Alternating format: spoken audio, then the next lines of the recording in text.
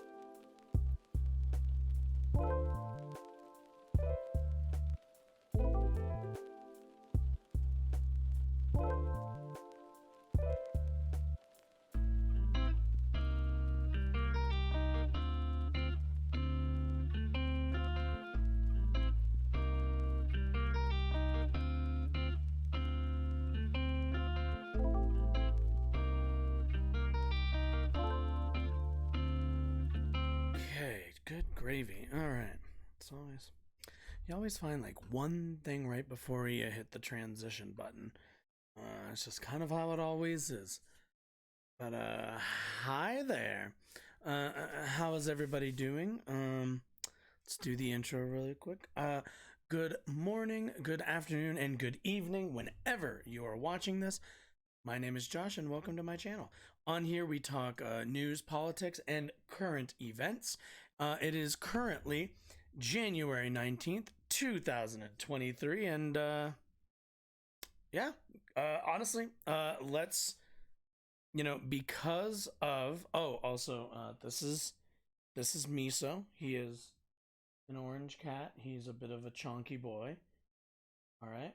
He's now stood up. He was sleeping for a long time. I'm sure me talking in here isn't doing wonders for his rest, but he also spends all of his time sleeping and running around. Oh, there he is. Now he's plopped back down again. Let's see. Well, no, I can't move the camera without moving the camera. But he'll be with us as well. Anyway, so today the big ones are, well, I should say the big one is going to be a update on the, an update on Steven Crowder's attempt to get a new contract with another network on YouTube. Let's just go right into it. It's a pretty long video. We're not gonna probably not gonna watch all of it, but I kind of want to get to the important bits. So let's roll over to there. Let's go. All right. Our friend Steven Crowder has launched a new initiative called Stop Big Con. And That's in the loud. video announcing the launch of the project, he talked about leaving the blaze and all the different offers that he fielded from other conservative organizations and what he thought were the real problems with those offers. And that's led. So let's review really quickly. Steven Crowder, now no longer at the blaze. He is back to being an independent contractor, or at least an independent, not contractor, independent content creator. And it sounds like he fielded some offers, and he wasn't thrilled about the money-seeking behavior by these conservative networks that he felt were either exploitative, which, last I heard, exploitative contracts and exploitative employment wasn't a real thing, but I guess we now finally have an example of exploitative contracts in this system that we have. But yeah, so didn't like the contract, went on a 27-minute video. I don't know if I'd call it a call out. He didn't name names. But when you're talking about conservative networks, especially on the internet, there's really only two options. You're talking PragerU and Daily Wire, because the Blaze doesn't really, since he's leaving the Blaze, he obviously wasn't talking about the Blaze. But yeah, so keep in mind, that is, Steven Crowder seems to be, a little perturbed, one might say, at the fact that these networks, are in the business of making money and not, and not spreading the conservative message. At the end of the day, these are businesses. I think I mentioned that even last time in the video. I don't know if Steven's never had this conversation at whatever other networks he's been out or whatever other businesses he's or meetings he's taken, but at the end of the day, when push comes to shove, these organizations are going to look him dead in the eye and say the same thing, which is, this is a business. We need to run a business. So they need to make money. So anyway, Daily Wire came out, obviously, with this video, as, raising their hand, kind of stepping out from behind the curtain, revealing themselves to be this exploitative organization, that also like working with big tech. That was another big critique of Crowder's, which, I mean, let's be honest, that's Crowder playing politics, that's Crowder playing to the crowd. But yeah, so I'm trying to remember what this dude's name is. Fuck. what is this dude's name? I always fucking forget because it's been in this guy. Jeremy Boring. God damn. Well, imagine having that last name. Anyway, let's continue. Let's let him talk. A lot of people to speculate about whether or not the Daily Wire is one of the people who made him an offer. In particular, are we the ones who made the offer that he put up on the screen and talked about at length? And the answer is yes, that offer did come from the Daily Wire. I'm not trying to hide that fact. I'm not ashamed of that fact. In fact, I think it's a very good offer. But I think there's a lot of sort of misconceptions about the nature of the offer, the nature of the points. I think Stephen misunderstood a lot of the points. And so the way we do here at the Daily Wire, we're just going to be incredibly transparent. You know, that we like to have our members be a part of the journey. We live stream. Does he have like a key? Anyway, sorry, just stream all of our company town halls, for example. We just find that sunlight sometimes is the best disinfectant. And so with that in mind, I'm going to talk to you a little bit about how we came to be in conversations with Stephen, how those conversations ended, and walk you just line by line through what the actual document that we sent over to him, a non-binding term sheet, what it actually said and why. Right. First thing Okay. you should know is that Okay. So, like I said, we're not gonna watch every little detail of this, but I do think it's important to kind of go through a bit of this. And also, this is some hot tea right here. I'm really miserable to be making this video. Stephen's been my friend for 10 years. I think he's maybe the most talented person working in the conservative media space. He's one of the top entertainers in the country, politics notwithstanding, a great comic voice. And I find it really tragic that we're having this kind of a conversation. But it's also very important, I think, that we talk about it, in particular because I know a lot of people who are fans of the Daily Wire were really offended by the things that Stephen said in the video, and they're concerned that maybe we're doing the wrong thing. And I think that by the time we finish this video, you'll understand what we were thinking with our term sheet and how we operate as a business a little bit better. I've wanted to be in business with Stephen since the day that I met him. Ben and I tried to do some even movie deals with Stephen before there was CRTV and before there was a Daily Wire. For that entire time, we've talked at length at various times about getting together and doing things. Of course, for most of that time, he's been under contract, first at CRTV and then at the Blaze. So we weren't able to. And from time to time during the years, we would get together and daydream a little bit about would there be a future for us to work together at the other end of that deal.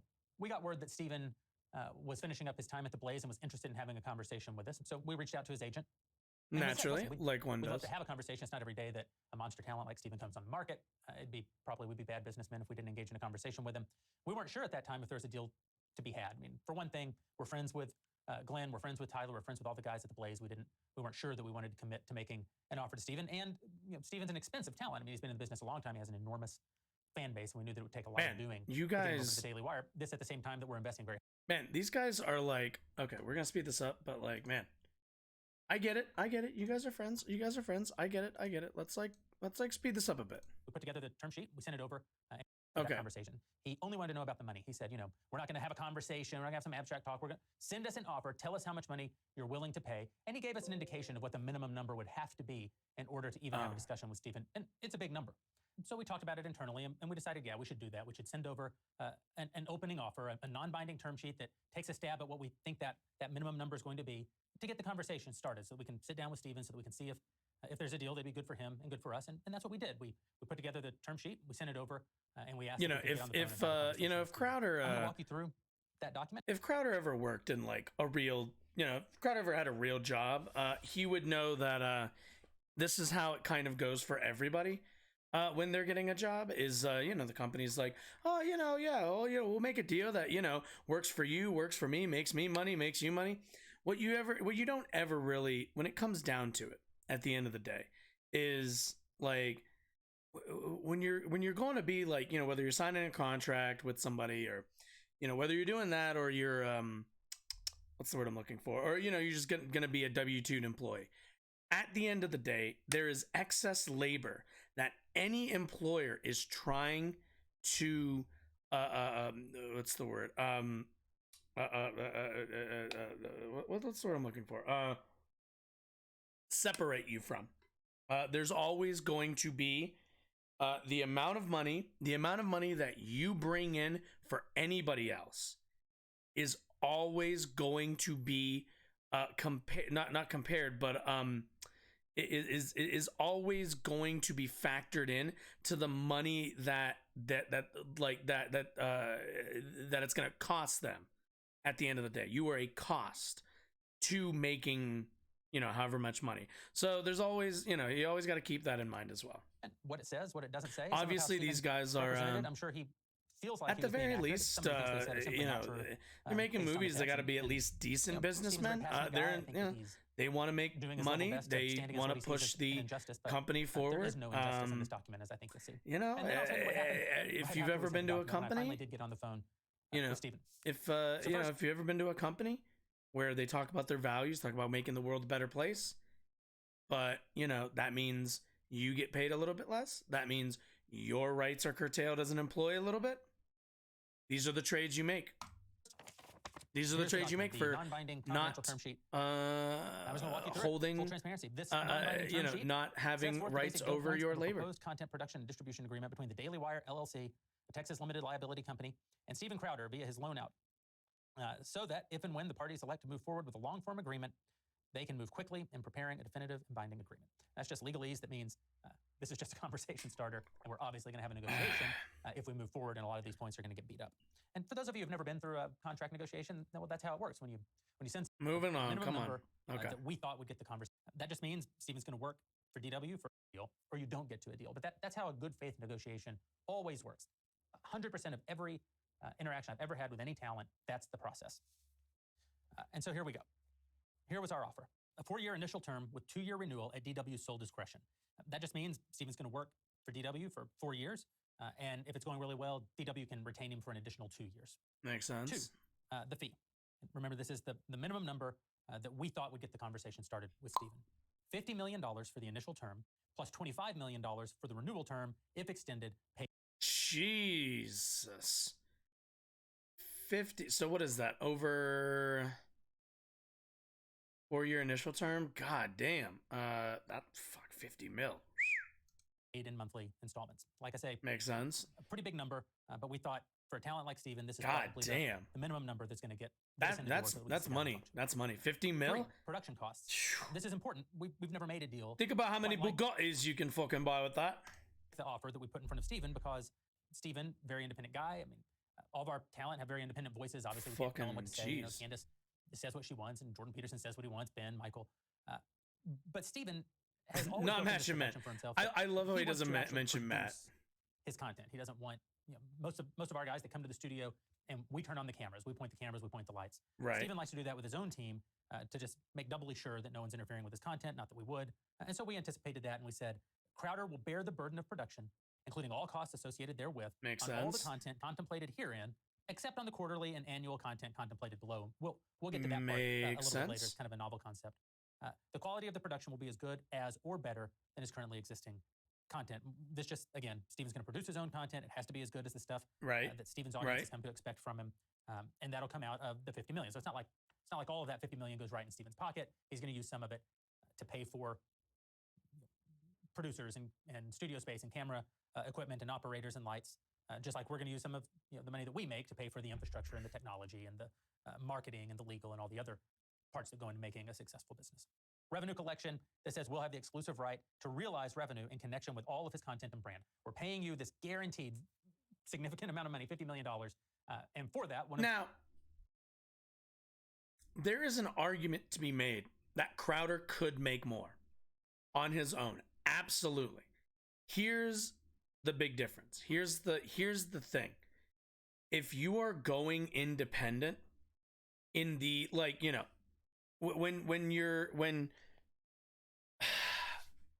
what Crowder is looking for in this contract, in a contract like contracts like this, is a certain amount of security and a certain amount of guaranteed income to him, right?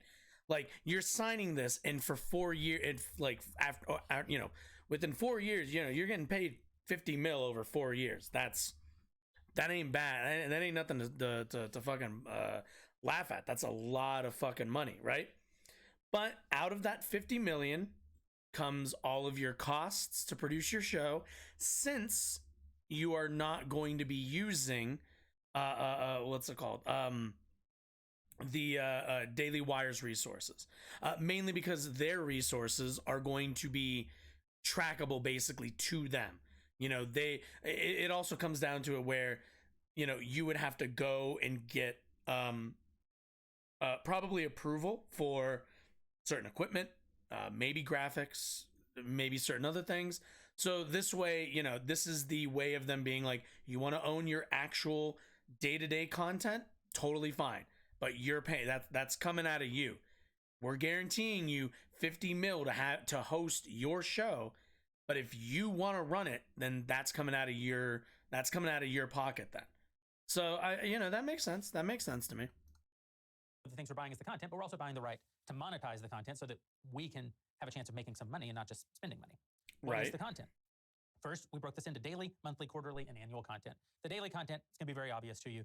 He'll deliver a 1.5 hour Louder with Crowder audio video show of a quality and time consistent with the shows that he's currently producing. Makes 4 sense. days a week. That's 192 original episodes a year. Holy if you factor shit. in 4 weeks of vacation. Damn. Including all ad reads. 4 weeks of vacation? Damn, dude. What the fuck? 4 weeks of vacation and 4-day work weeks. That is not bad at all. Oh, yeah. So 50 mil for that much? Louder with Crowder show, 4 days a week, 192 times a year. And that'll include us being able to put ads in it and promotions in it. They'll be filmed in studio daily, Monday through Thursday. At least 1 hour of them will be outside the paywall. That's much how Steven already operates. That's the part that goes out on podcasting. It's the part that goes out on YouTube. It's the part that goes out on Rumble. And at least 30 minutes inside the DW Plus paywall. Right, so that makes sense. In the same way that right now he has his Piss Off YouTube segment that has historically been at Blaze, well, he would still do that same kind of concept. 30 minutes of the show would now be behind our paywall. I'm not going to lie. Or pre-record a limited. I'm not going to lie to you. This... if this is how the entire video is gonna go, he is just like, man, Crowder, like, I watched out of the video and there's a certain amount of, I think, like, it definitely feels like he was playing around with the terminology and kind of mischaracterizing it a lot of the times. But man, like, the fact that Daily Wire came out and not have it be like an on-air personality like Ben or somebody really tells you that they wanted to get ahead of this and be like, you know what, we're going to put the most business forward facing guy out there to deliver all of this and kind of, I don't want to say debunk, because I don't really think this is like a debunk. This is really just a, like a I don't even know. This is like a transparent. This is like flanking somebody else's transparency. Like, like Crowder comes out here and is all like, I'm the real last conservative in the bullpen, but like, Daily Wire was like, well, we offered you a perfectly reasonable deal. Maybe you're just fucking lying. So, or not really being completely truthful. So, number of episodes upon our approval and reasonable discretion. Days without new original episodes will be scheduled in advance, subject to our reasonable approval. What's this about? Well, a guy like Crowder, in addition to his 4 weeks of vacation, there's just also going to be times where he, for whatever reason, maybe he's got a speech, maybe he's got a stand-up comedy gig somewhere around the country. If he were to come to us and say, hey, I can't really shoot a show on Thursday because I'm going to be doing the stand-up gig, that's fine. Let's shoot 2 episodes on Tuesday and we'll roll one of them out on Thursday. It's just giving us all the maximum flexibility to still make the episodes, but for Steven to be able to live the other important parts of his life. 192 episodes. Obviously, there are 260 work days in a year. Most Americans work 260 days a year minus 10. That's 2 weeks of vacation. So they work about 250 work days a year. And we're telling Steven, you've got to produce 192. So already, even to say 4 weeks of vacation, that is probably above average, but it doesn't really capture the reality of this, which is there are going to be, 60 days basically of the year where Fridays, we call them, where Steven basically doesn't have to produce a show. And you may say, well, that's still a lot. And I know Steven says that's more than even, network TV would ask for. Yeah, these are points that can be negotiated. I still think most people feel like, if you're only working 4 days a week and you get 4 weeks off every year and you can pre-schedule even additional time to be traveling by banking episodes, you would at least say, you may think, well, he needed to negotiate that and get it down to 170 or something. Sure, I thought he would, but it's certainly not unfair to expect someone that is making $50 million over the next 4 years to, work 192 days a year. That brings us to monthly content. What is monthly content? God damn, bro. Jesus. I'm not going to lie. This is, this might seem really mundane, but this is fucking ugly. This is fucking ugly.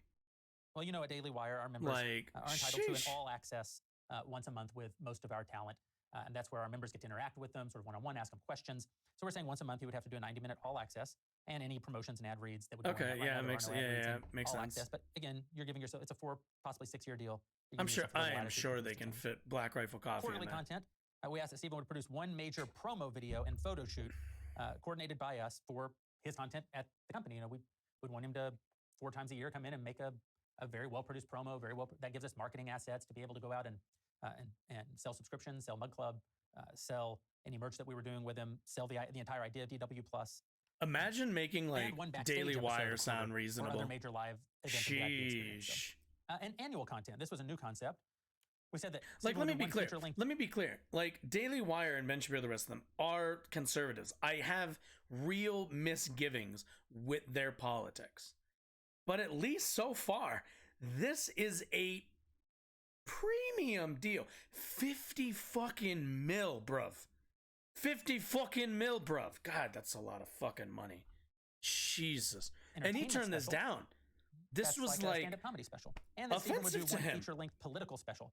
And that's like, Jeremy, like, you can throw me 50 mil, brother. I will make, just change all his stuff to my name, and I'll produce the same show I produce now. Saw it with Candace with Greatest Lie Ever Sold, and we've got a lot more projects like that in the work with our other talent now. It's really become an important part of our business model. Here's the key, though. He doesn't have to pay for that out of his $50 million over the next 4 years. We would pay an additional amount every year for that. In the case of the political documentary, we'd give another $1.25 million of production costs. In the case of entertainment, depends on how it breaks down, but we'd give between $500,000 and $2.5 million more dollars.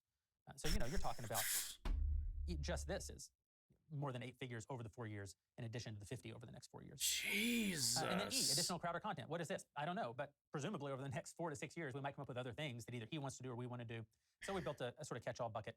If we and Crowder mutually agree to create additional content not currently contemplated, then we'd pay him $15,000 a day for that shoot. And again, a lot of that would be days he was already shooting. So that's just Jesus. Money in his pocket if we do something. Guys, 2 days of work is almost as makes, like, what is that? 3 days of work? 3 days of what they're talking about is more than I make in a year working 40 hours a week. Like, Jesus Christ. They're fucking throwing money at Crowder. Item 6, back catalog. Crowder will license his entire back catalog, including without limitation every past episode of Louder with Crowder, to us during the term. That just means that episodes that already exist would also be behind our paywall during the term. At the end of the term, all of that content that we didn't actually pay for would revert to Crowder at the end of the term. They're paying to rent his library as well. 7, ad reads and promo reads. DW will have the exclusive right to sell ads on the Crowder content. He can disapprove of like 10% of those. All right, moving on. He can disapprove if he owns equity in a direct competitor of one of the advertisers that we bring him. But point D, if he doesn't read the requested ads within that framework, then the content that he made won't be counted as delivered under the contract, because it's all fine and good that he made a piece of content, but if we can't make any money off of it, then we're just paying him so that he can make a show. We're not paying him so that we can participate in any of the success of that show. Imagine. 8, ownership. Imagine it. Point. Daily Wire will own Steven all Crowder completely fucked himself on this. Actually, no. Well, he got outplayed, man. He got outplayed. Like, I'm pretty sure it. It feels like the little outburst he had might have just been kind of like a strong arming to get more money, and it is not going well, because now he just looks like a petty asshole. The DW created channels and brands created by us during the term. And to be clear, we can exploit those channels, brands, and content in perpetuity at our sole discretion. What does this mean? Well, it means just like all of the back catalog that Crowder would have been bringing over, we would have. Oh my God, this is 1.25 speed too. Over at Daily Wire Plus. Why does everyone? Well, actually, no. This dude at the end of the 4 to 6 years, he would take all that content with him. A little bit different with the content that we're paying, tens of millions of dollars for during the course of tens of millions. Yes, with us. We would have a sort of perpetual right to monetize that content even after Crowder would leave. And if Matt Walsh were to leave the Daily Wire, presumably at some date in the future, what as a woman would stay here? It was we paid for that. We paid for the marketing of it, the production of it. We paid him for the time in which he created it. And so this contemplates something very similar. We would still have the right to the things that we make. As far as channels and brands, I'll get to that in just a minute because it's addressed more deeply as we go. Adaptation rights. All this says is that anything that Crowder says on any of this content, we can adapt it down into written content and put it up at dailywire.com. So, we already do a lot of this. You transcribe something that Ben says. You transcribe something that Michael Knowles. Okay, so I'm like reading a few things. I'm like scrolling through this on Twitter a little bit because I was looking to see if there's any. We're gonna bring this over for a second. Where is? Oh my God, my mouse. Okay, one second. We're gonna take a little trip over here real quick. Because this was from today, I think. And so long, I'm asking, would you walk away? What would it take for you to walk away from $50 million? Because it's true. That's Okay, yeah. So this came out after, or this is obviously comes out after Daily Wire responded. Would you walk away? What would it take for you to walk away from $50 million? Because it's true. That's exactly what I did. Exactly what I'm doing. And so long as these contracts out there include enforcement of big tech, of punishing conservative creators on behalf of the people we claim to fight and the people who have long since demonetized us and can't stand me, and part of me doesn't blame them. As long as these contracts include that, not even for me, but the next person, I wouldn't take $1 billion. And certainly not if you understand in context, when behind closed doors, I know, and these people know, and acknowledge exactly what's being done to the next generation of creators. Bench talent, young talent, they don't get deals like this. So they don't get deals that... Wait. Did somebody pull audio from this? Holy shit. Generation of creators. Like me. Talent, young talent, they don't get Bench talent. deals like this. So they don't get deals that... They can be wage slaves for a little bit, come over and make a salary and grow their brand. that you then own. Oh, I own parts of it. I don't own it. They can, when their contract's up, they can still go out and they'll still be famous. They can keep doing their shows, so go do a show somewhere else. Wait. Far better place. You helped make them. No, not long as this contract. This contract owns it in perpetuity even after the contract. You're paying a lease but getting ownership. That's what this I contract love how they picked this picture. On the content that we paid to produce, yes. Oh my god, this is fucking... Oh boy. Oh my god, Ben's reacting to? Man, this is fucking spicy. A controversy. This is fucking... Okay, meanwhile, fucking muy caliente. I would just like to take a moment. Speaking of Fucking big tech, suppression sriracha. of free speech. Alright, hit me one with it. moment to comment on a controversy that has broken out because my friend Steven Crowder, been friends with Steven for a long time, like well over a decade. Yes. His lawyer when he first signed a contract with Fox, and I've been friendly for a very long time. He put out a video essentially accusing Daily Wire of being in league with big tech. He's accusing us of being in This league is true. with big tech because of So, I'm pretty sure also in this in the long like legal document video, they don't even like Homeboy doesn't mention some of those other claims, which I kind of understand. He's not an on-air personality. He's not there for the culture war stuff, but fuck man, they were like, all right, release Ben, release the bull, release the hound. $50 million over 4 years, and included provisions that said that if he got booted from arenas that would lose him ad dollars, since we would also lose the ad dollars, then he would lose money as well. This is typically how contracts work. If the show starts losing money, It's also typically if how my show loses money and it loses the Daily what's Wire it money, called? I lose money. What's the So if Steven had come to work at personal Daily Wire Plus, it responsibility would've been works too. precisely the same thing. Right? That if he had lost money in the ad space and his show had lost money, then he also would have lost money because that's how a joint venture works. It Steven is. interpreted that as somehow misinterpreted. I'll give it the best possible gloss. He somehow misinterpreted that as us attempting to quote unquote do the work of YouTube. No. If you want more on that, then you should check out my Sheesh. friend and co-founder Jeremy Boring's I hope he's more than 55-minute video going through every single word. It's of the 52 term sheet minutes, Ben. Come that on. Steven selectively read on his own YouTube channel. He read certain parts, he didn't read other parts. Jeremy reads literally word for word. Jesus Christ. Oh no. Okay, I don't think we're going back to the long one just because it's not the long one is noodles with some sriracha. I just fucking hit me with it. What do we got? Ongoing feud between Daily Wire, Boy hits back, Steven. Oh, Jesus Christ. Is this the same? Yeah. And how would we stay in business? And Stephen, this is a very important point. Stephen, again, I think the most entertaining, talented person in the conservative movement. I think one of the most entertaining and talented people in entertainment. I do like, Ben Shapiro will tell you wage slavery, not a thing. That guy, this guy fucking knows what wage slavery is. This guy knows exactly what the fuck he's talking about. Oh, fuck yeah. This guy's like, Oh, I know how wage slaves work. Let's, everyone who's talking about, wanting to raise the minimum wage. No. The way the system works is you be a wage slave for a bit. Generally in the country today has created a very successful content generation company, a very successful production company. You ever heard of the But compliment Stevens never had to sandwich? create the company that actually distributes, markets, and monetizes all of that content. He talks in his video about being one of the only true independent conservative voices. Oof. And I find that incredibly offensive. Stephen, the whole time I've known him, has worked for someone else, has been paid by someone else. That doesn't mean other people tell him what to say. Oh my God. He's a very independent voice, and that's good. So is Matt Walsh. So is Candace Owens. So is Ben Shapiro. So is Michael Knowles. So is Brett Cooper. Oh, man. But Stephen, as much or more than any of them, a very independent voice. But he's not exactly a self-made man.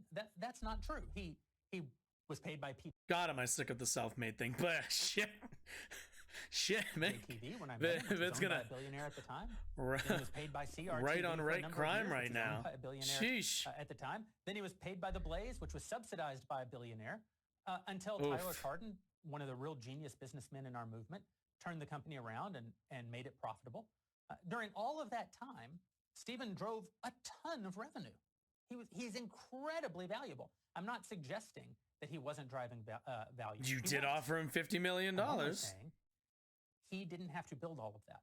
He didn't have to think about it. And he didn't necessarily have to be profitable. And he doesn't know for a fact that he was profitable because, as he has said very publicly, all those companies, none of them really shared all the information about what was. So you got to think about this also from like a Steven Crowder has like a monthly, he has like his mug club thing or whatever the fuck. That's like a monthly regular ass subscription service, right? Which is mostly how a lot of small creators make most of their money,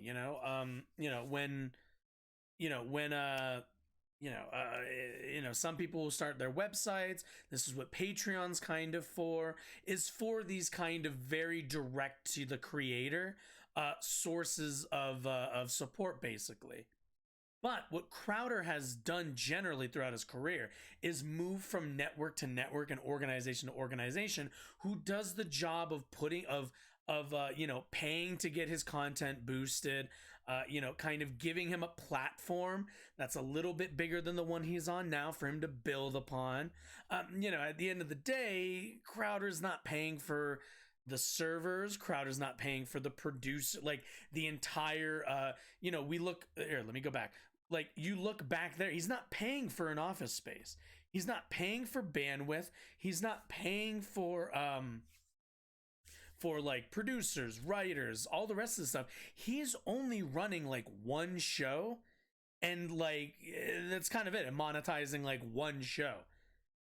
But while doing that, he shops around his little show to a bunch of large organizations that at the end of the day have benefited him, have pumped him up, have pushed him to the forefront. At the end of the day, he has an agent, he has lawyers, he has people who are doing the job of, making sure that he's not just in the conversation, but really pushed forward and protected more importantly.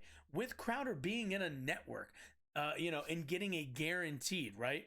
He is going to, Crowder himself, if he took this deal, makes $50 million.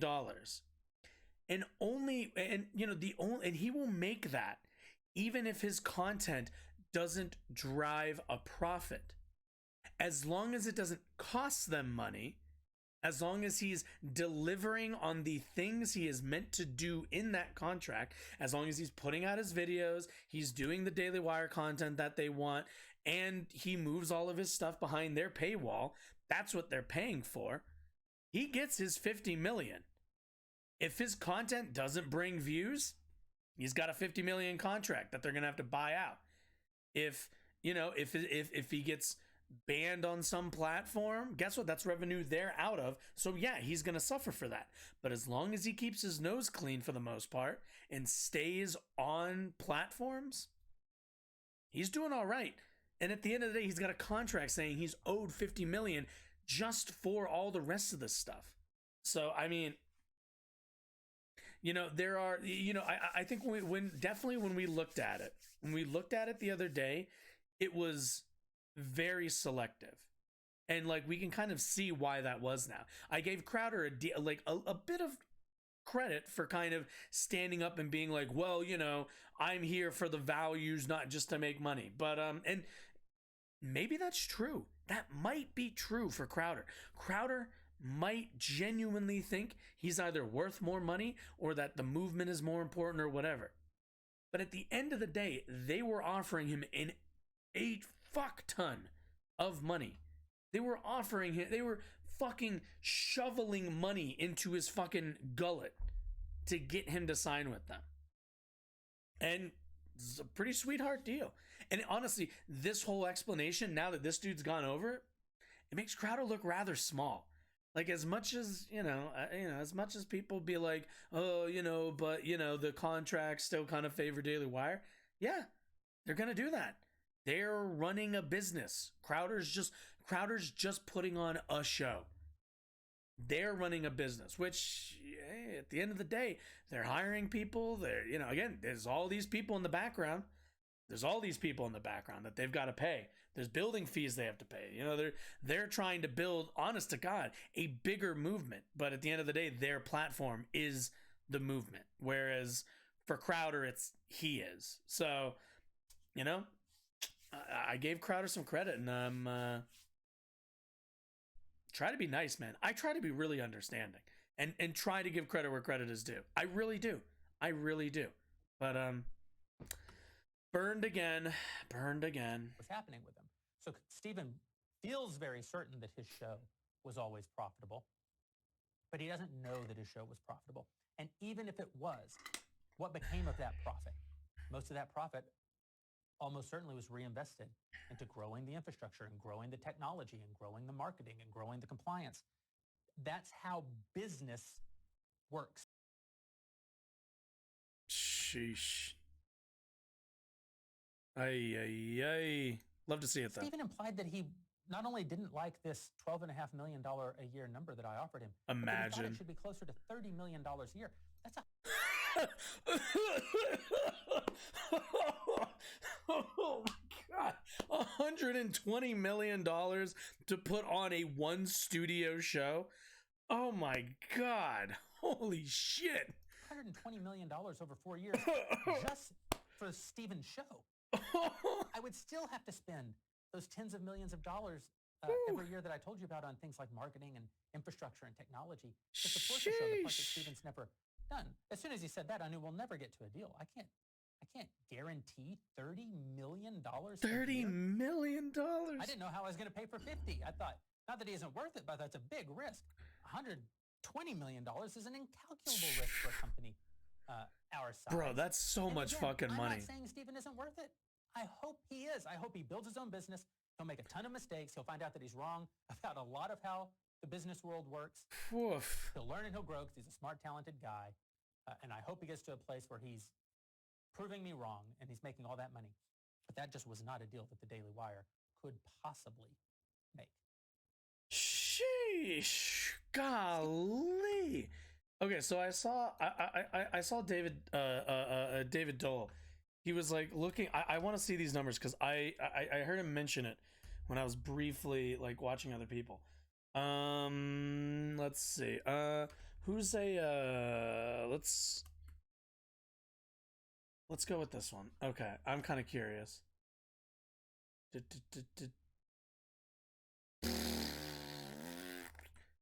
Okay, let's see. Okay. We're gonna go. We're stop it. Stop. Oh, right. That's right. This isn't YouTube. There we go. Okay. Okay. Crowder's getting. What is that? What the fuck? 50 million over 4 years? What is that? I know somebody in chat knows how to do math really quickly. Let's see. 50. God damn, it's 12.5 mil. Let's see. Guys, okay. This is... What the fuck? Oh, I can't type. Look. Okay, let's do this. 12.5 mil. Thank you. Let's see. Jake Tapper, CNN, for which he earns an annual salary of 13. Show me Cooper. 12. I don't know who Brooke Baldwin is. Let's see. Waters. How much is Waters making? Like, guys, this dude wanted fucking half a mil short of Jake Tapper, somebody on national television. Like, and like, he wants double this. He wants double this. Holy shit. Jesus Christ. $50 million?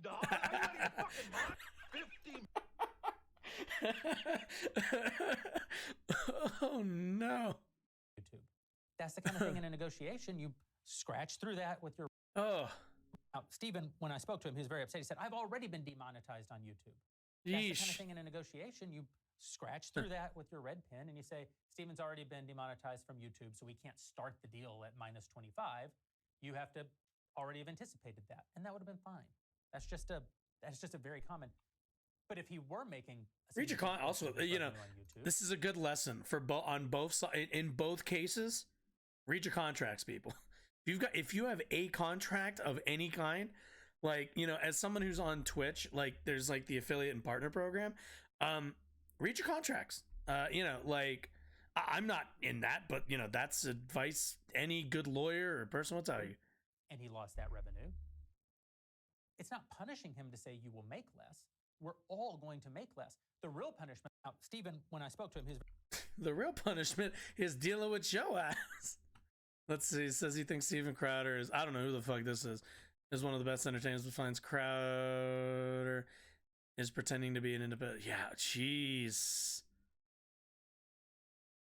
What is this? Oh, the quartering. Oh, you're a sad individual. Sheesh.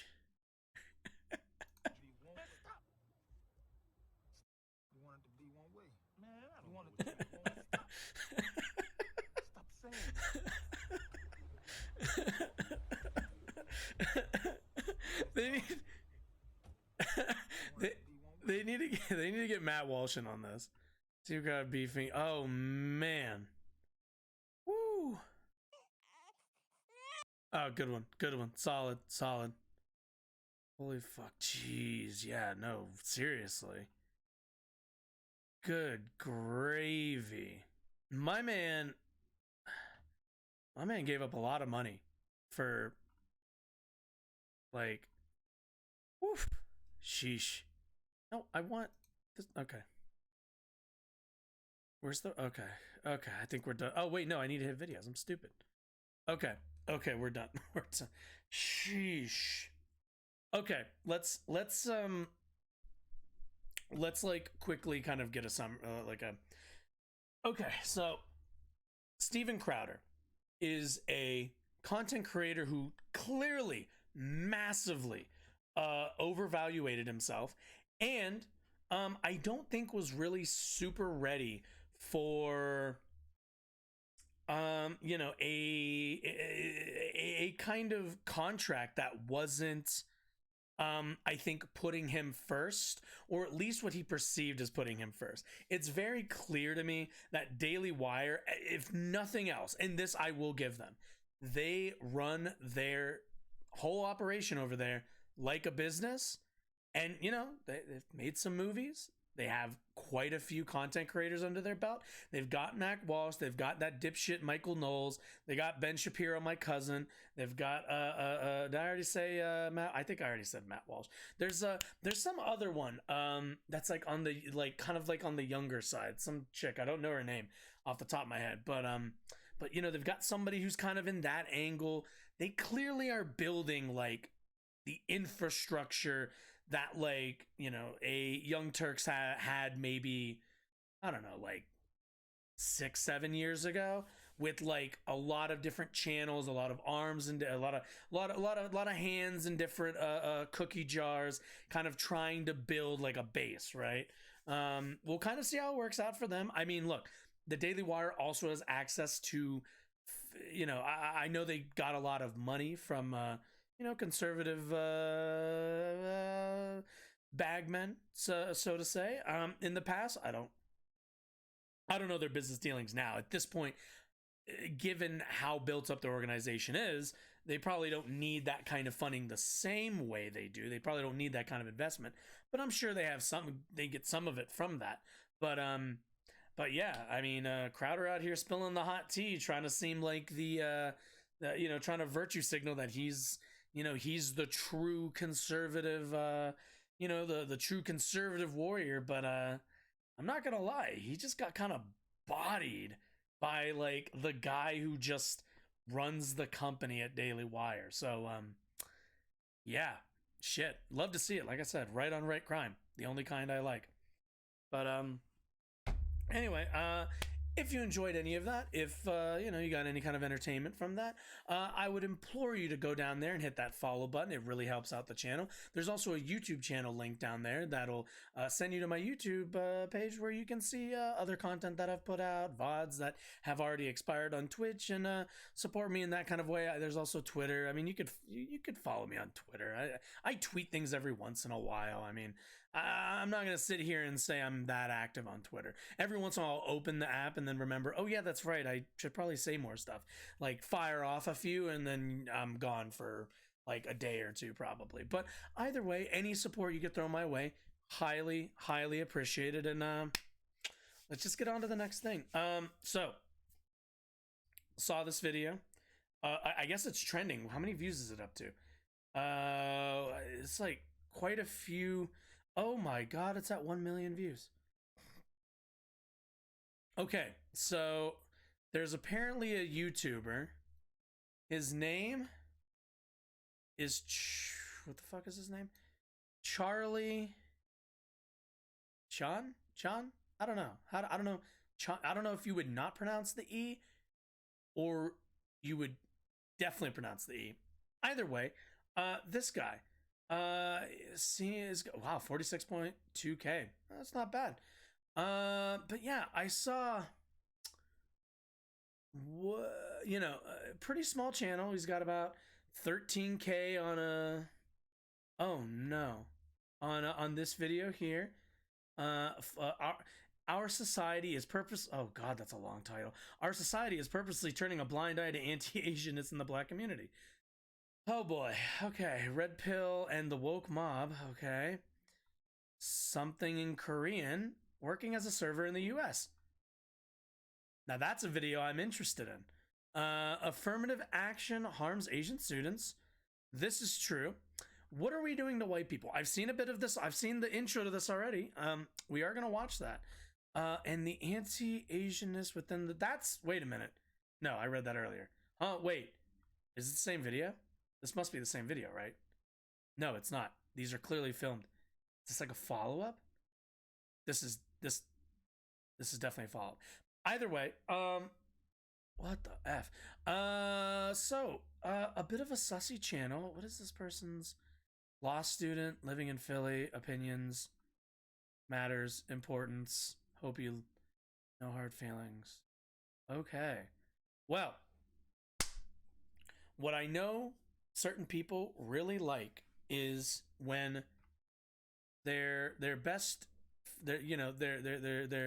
favorite minority comes out and defends them.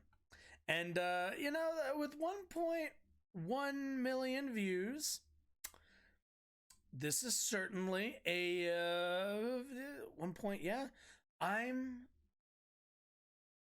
kind of interested. Let's see. It's crazy how what he's saying is viewed as bravery when it's common sense. America is so driven by race to a ridiculous extent. America's definitely race politics in America did not end. As someone who is largely disconnected from social media and all, okay, I'm not reading all that. I grew up in the 90s, black and Hispanic school district as a white kid, and the racism experience was very sad and disheartening. I thought once I graduated it would be over, but sadly, that mentality has taken over the rest of the country. Oh boy, let's just get to the video. Let's hit it up. Let's like respond as I kind of, let's just get into it. Let's talk about what we're doing. Yes, let's. There's been something going on for Holy shit, this is quiet. More to the point, that we're asking white people Okay. not only to ignore My strong masculine voice rising is tide of racial overpowering. hatred against white people. In the past Okay. decade, there's been a Wait, noticeable I'm sorry. What was but that? accept But to the rising tide of racial hatred against white people. Oh my In god. the past decade, Okay, so let's already kind of establish here. A rising tide. Now, I am sure, I know that this video, this guy is going to show some examples of, of people being not very not racist against white people. Now, is that a tide? Now this is the thing. Let us not confuse a tide with visible what's the word, with the normal, I should say. You know, if we're using water, if we're going to use some oceanic references here, let us not mistake high tide or even like mid tide with fucking rising tide in the sense of like a tsunami or some nonsense, which I feel like we're already being a bit dishonest. But okay, you know, it's always about how you measure things. there's been a noticeable cultural shift in what constitutes acceptable speech as it relates to This white person people. definitely Back when I was goes to a law kid, school. In the early 2000s, the mainstream American culture preached about respecting each other's differences and not seeing color. Nowadays, we say that not seeing color is racism. That you Wait a minute. Back in, you know, as a proponent of the 90s, one moment, please. What was that? Bring that back. The video is right? It's like super quiet. Look, Homeboys is very quiet. as it relates to white people. Back when I was a kid, Am I gonna have to turn in this the up early like all the 2000s, way? The mainstream American culture preached Okay. about respecting each other's differences and not seeing color. Nowadays, Yeah, no, the 90s, excuse me, have you ever seen the movie Rush Hour? Like, what? Okay.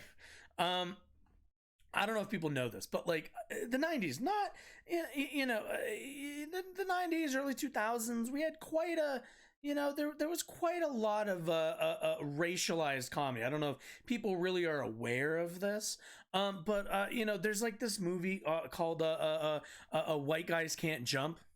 You know, just kind of, you know, I know it's like, you know, crazy thought. No, this isn't new, guys. None of this is new. People being interpersonally racist is not new. And we have never in my life lived in a society that was not, at least in some way, concerned or interested in like racial politics. we say that not seeing color is racism, that you must see color. But the more I see how things are unfolding, the more I'm convinced that this is wrong. Back then, saying something offhanded about white people were seen as not appropriate, just as it would be to say something offhanded about people of any other race. What? wait, what? Dude. I need, dude. There is a reason why Carlos Mencia and fucking Dave Chappelle were two of the largest comics in the late 90s and early 2000s, brother. I don't know what the fuck. I don't know where the fuck you were. How old is this dude? This dude could not have lived in the 90s. Zero chance. But that soon gave way to our current times, in which there exists virtually no limit to what racial minorities can and do say about white people. I believe there is definitely a limit. There is certain, like with almost everything, there is definitely a limit. This is the natural outgrowth of a perverse ideology that teaches us that every societal ill is the fault of white people, and that whatever prejudice acts we may inflict upon them does not constitute discrimination because we don't have the power to discriminate. And alarmingly, this is particular. So this is the difference between, this is the misunderstanding between systemic racism and interpersonal racism. When we talk about interpersonal racism, it is literally as described. It's rather self-explanatory. Interpersonal racism is going to be people who hold bigoted or racial views against people for whatever reason. A lot of this comes down to experience. If you want, like, if we want to talk about like a really easy one and a pretty low hanging fruit here. Do you want to know what like the big like racial stereotype that probably most people have either engaged in or are familiar with, that this guy probably is aware of? It's Asian people in driving. It's stuff like that. This is what like interpersonal racism is.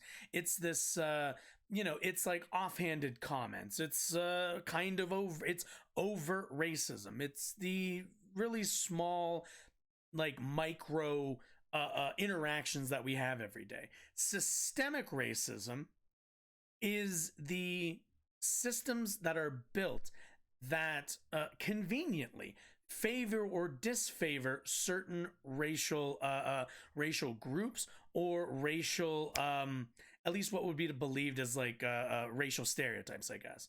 So that's kind of the difference that we're talking about here.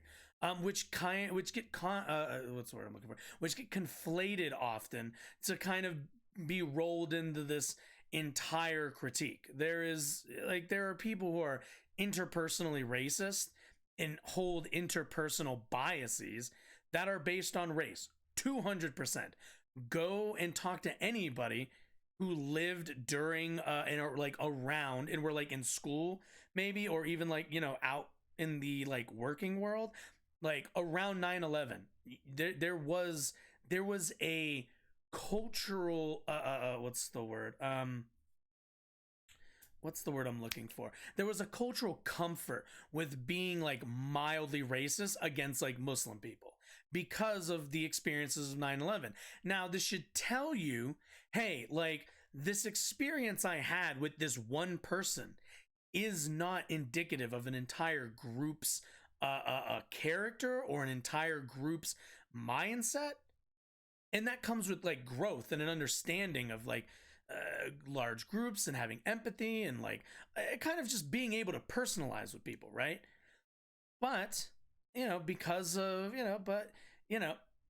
we didn't do that, so there were systems in place. There were Muslims in America who were fucking targeted, whose mosques were like basically infiltrated by federal agents. People were radicalized and then arrested for being radicalized by the people who were trying to look for terrorists. Like at the end of the day, the systems that we built, the systems that we build are much more important than these like interpersonal like you said something that's like not nice. Yeah, it's not cool. If somebody's being racist, be like, hey, that's kind of racist. Don't be an asshole. But like, that's not the thing I think we need to spend our time with. And it's not the thing, like when you talk about a rising tide, you're just going to end up looking silly because like at the end of the day, low tide or high tide, it's just going to depend on the magnetism of the fucking moon. The water, there isn't more water all of a sudden during high tide. It's just higher up right now because of the relative pull of the moon. And I've now gone outside of what I'm knowledgeable enough in science for this metaphor. So we're going to move on. This is true. I should say, this is true. How's it going? I remember you're the guy who I debated on abortion while high. No hard feelings, man. No hard feelings. Oh, hey there. How are you? Muslims are a race, they're a religion. That might be true. Yes, Islam is actually, if I remember correctly, Islam is the religion. We'll strike that. We'll go with Middle Eastern people because people probably, especially back then, a lot of people, Yes. So, oh my God, you keep reminding me of that and it hurts my head. Back then, most people wouldn't be able to tell the difference between Pakistani people, Indian folks, like Iraqis. Nobody would be able to tell the difference between these. I say Muslim mainly because honestly, that's probably indicative of the influences on me, from that growing up around that time period. My cat's, wait, stop it. Okay. Anyway, let's move on. But particularly pronounced in the younger generation. But is it true? Do we not have the power to discriminate? Well, let's see. Wait, first, what? Let's take a look at. I'm sorry. Does not constitute discrimination because we don't have the power to discriminate. Well, you can wait. Well, discrimination is rather like, if we're talking broad systemic discrimination, that's a problem. Obviously, a lot of people can, discriminate in small ways. Like, you can discriminate in fucking elementary school by not giving one kid candy when you're supposed to give everyone candy. Like, there's, but what's actually meaningful is, again, it's all about how you measure these things. And alarmingly, this is particularly pronounced in the younger generation. But is it true? Do we not have the power to discriminate? Well, let's see. First, let's take a look at the racial hatred at the interpersonal level. In today's society, it has become somewhat fashionable to think things and say things about and to white people that would not be acceptable if it was said about any other race. Okay, so we're gonna do the don't make fun of white people thing. That's kind of what we're getting at, right? Like, that's kind of what we're getting at. Being taught that the double standard is not wrong, that it is rather a form of empowerment. They'll attribute negative experiences that they've had with white people to their whiteness. Not good. You had an argument Fucking in the cringe. grocery store with a white person. They were acting entitled because they were white. A white driver. They're acting entitled. So the answer to that is always they're acting entitled because they're entitled. Now, their entitlement might be informed by some kind of their experience as maybe a white person, but I don't really think that that's like. It's not something that you should reinforce in your own mind. I should say. Like, I get the mindset, but it's not healthy. It's not good. Do not do that. Or cut you off when you were driving. They need My to cat check wants your white out. privilege. Your actions, your conduct, and your existence, in other words, boil down to your whiteness. And ashamedly, at one point in time, this was how I used to think as well. And beyond the people in my circle, It is a I very noticed that many small-minded people of way color of have this thinking, sort of and I think blasé most attitude. people. An attitude most particularly pronounced when there are no other white people around. Things are being said not just behind closed doors, but out in the open. Not just Things being between said, close friends, not just between but close friends, but between complete complete So strangers. here's the thing. So This here's is something okay. that I've Here we go. experienced countless Sorry, times, he talks so I really know that there are other people who are like experiencing it too. lowly, so I can't hear. I know it must without resonate with at these. least some of you. Golly. The difficulty here is that no matter how many anecdotes I share, they are just that, anecdotes. Exactly. People who refuse to believe that this is happening will just chalk it up to my experiences being a fluke. Or worse yet, Exactly. they'll say I'm lying. So I've compiled some TikTok. I don't think he's lying, but also these are going to be anecdotes. But we'll watch the anecdotes. I want to watch the anecdotes. About white people, especially by the younger generation, the kind of statements people wouldn't dare say about people of any other race. Take a look. Also, let's all remember, let's all take a note right now. The group that probably commits this anti-whiteism, we'll go with, the group who commits a lot of this anti-whiteism is white people. The most, the largest of these offenders are going to be white people virtue signaling and trying to be, the good ones, which is already reinforcing like a bad habit and a bad mindset. But yeah, so let's at what is stunningly in vogue in today's society and ask yourselves, where does this lead to years down the line? Oh boy. 1 second.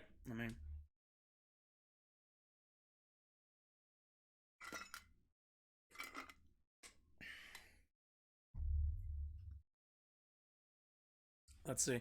Yeah, I would say that there are double standards for racial comedy. I'm fine with making fun of whites racially, but why can't you do the same to other ethnic categories? I mean, you can support or oppose it, but be consistent. So comedy. Okay, so let me isolate comedy for a minute.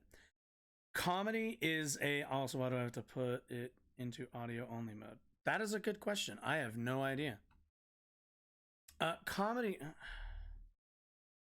Let me look really quickly. Let me look on my end. Make sure. I'm pretty sure. Let's take a look. Now, granted, this is coming from me, but everything looks to be going fine. Everything looks alright on my end, so I cannot explain that for you, sadly. Let me close this. Okay. Let's say that there are double standards for racial comedy. I'm fine with it. Sorry, I have to read it again. My brain. Whites racially, but why can't we do the same for other ethnic groups? It really depends. So let's isolate this for comedy for a minute. In comedy, you are the thing that makes good comedy is pointing out not just hypocrisy, but pointing out a what's the word I would say, kind of undressing an authoritative figure or an authoritative maybe organization or even an authoritative source, one might say, right?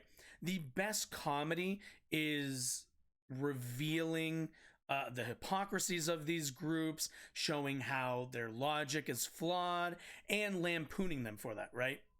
So the reason why people get really touchy about like racial comedy, especially when if you're a white guy doing jokes about black people, the reason why that becomes a little dicey is because historically white people who aren't comics, who aren't comedians, would perpetuate and reinforce negative stereotypes through comedy and kind of using that frame to make scathing critiques of other racial groups. There's a history behind it that is just, I think people are a little bit more uncomfortable with. And I think as I'll speak in the U.S. I think as black folks in America and everybody else kind of reaches parity with each other, which we're not there quite yet. I think you'll kind of see that, kind of melt away a little bit. But at least still for now, there is a certain amount of damage that is done because of kind of the uneven relationship that white people have to institutions of power than black people do. That's kind of like the best. I get what you mean by consistency, but there is a little bit more context. I'm not like, there are white people who do good good black comedy, I guess you could say, or comedy that's like lampooning the black community, but it always has to come from a place that's not punching down, but that's punching up, or at least that's what I think makes good comedy. Like you can do what's the word, you can do you can perform bad racial comedy. Like if you've ever seen that like Steven Crowder clip of him talking about black people not being farmers and kind of doing a minstrel thing while talking about planting Hennessy trees, like this is an example of like, yeah, it's a like that is a joke, but like what's the joke reinforcing? The joke is reinforcing that black people aren't good like agricultural stewards. They just like drink Hennessy and use funny language. Like the joke isn't like something that's revealing a truth. You're just kind of punching down at people you see that are lower than you. That's kind of the difference there in that regard. But anyway, let's get on these TikToks. I can't wait to see what it's. Let's see. There's plenty of poor white people. Yeah, but I think racial stereotypes about white people, in my view, are also equally unhealthy. So they are equally unhealthy. They are not equally harmful. That's kind of the big difference. It's really just they are both not good. They're both not as harmful. That's the only real difference. Yeah, I think what racial stereotypes. Okay, right. There are. Oh, dude, there's a ton of white people who are poor. You ever been to the South? Also, I mean, if that's the case, Asian Americans also earn more than white Americans. So if you're talking about punching up, Asians also are roughly equal to whites, but you can't make fun of them generally. So as a racial minority, again, that's one of those where it's really from a hierarchical standpoint, not from an economic standpoint. So there's also kind of that angle. You have a token white. Holy shit. God damn. I'm from South New Orleans. Oh, that's nice. Yeah. My mom lives in Florida now. I'm not gonna lie, you guys in the South, I wouldn't want to live in the South. I'll be honest with you. Although I've always wanted to go to New Orleans. I've heard it's at least kind of cool state. And you're hanging out. Okay. With your friend this group is gonna have to be all color. the way up. Oh my god. You need to ask permission from everybody in the friend group to have a token in today's society, and ask yourselves, where does this lead to years down the line? Oh my god. You have a token white, and you're hanging out. Oh, don't with your say friend that. Group of color. You need to ask permission from everybody in the group to bring your white friend. Like, don't No. just bring them with them. I might not be in the mood to deal with white shenanigans that day. That's all. Okay, so this is what I meant like earlier. What this is going to be a supercut of basically are younger folks. I'm assuming most of these people are in college, or at least like going into college soon. What we're gonna see is an enormous supercut of people being interpersonally racist towards white people. Is this good? Fuck no, it's not. Is it cringe? Uber fucking cringe. Is it helpful? Certainly not to my movement as a leftist, as somebody who envisions an egalitarian society, a more fair society, a more equal society. No, this is not conducive to what I would want to see. Is this harmful? To a degree, absolutely. To a degree. Do I think this is harmful in the same way that what's the word I'm looking, that property taxes as a way of funding schools has disproportionately harmed the black community, and more specifically poorer communities, but the black community is kind of a little bit more in a more targeted way in terms of educational acumen and educational acquisition? Yes. Now that is real, measurable harm. When we talk about real harm, we when I talk about real harm, at least, I'm thinking of like, okay, like, is there rising hate crimes against Jewish people? Yes, that is material harm. Now, the amount of people talking shit on, on 4chan message boards, not good. Not good at all. But that's not equal, like, them talking shit on their message boards is not equal to actual hate crimes being committed. The same way cringy liberals or whatever these people think they are, being mildly, revenge racist against white people isn't helpful, but it's not creating a system that is actively harming white people. So that's also kind of, but this is cringe.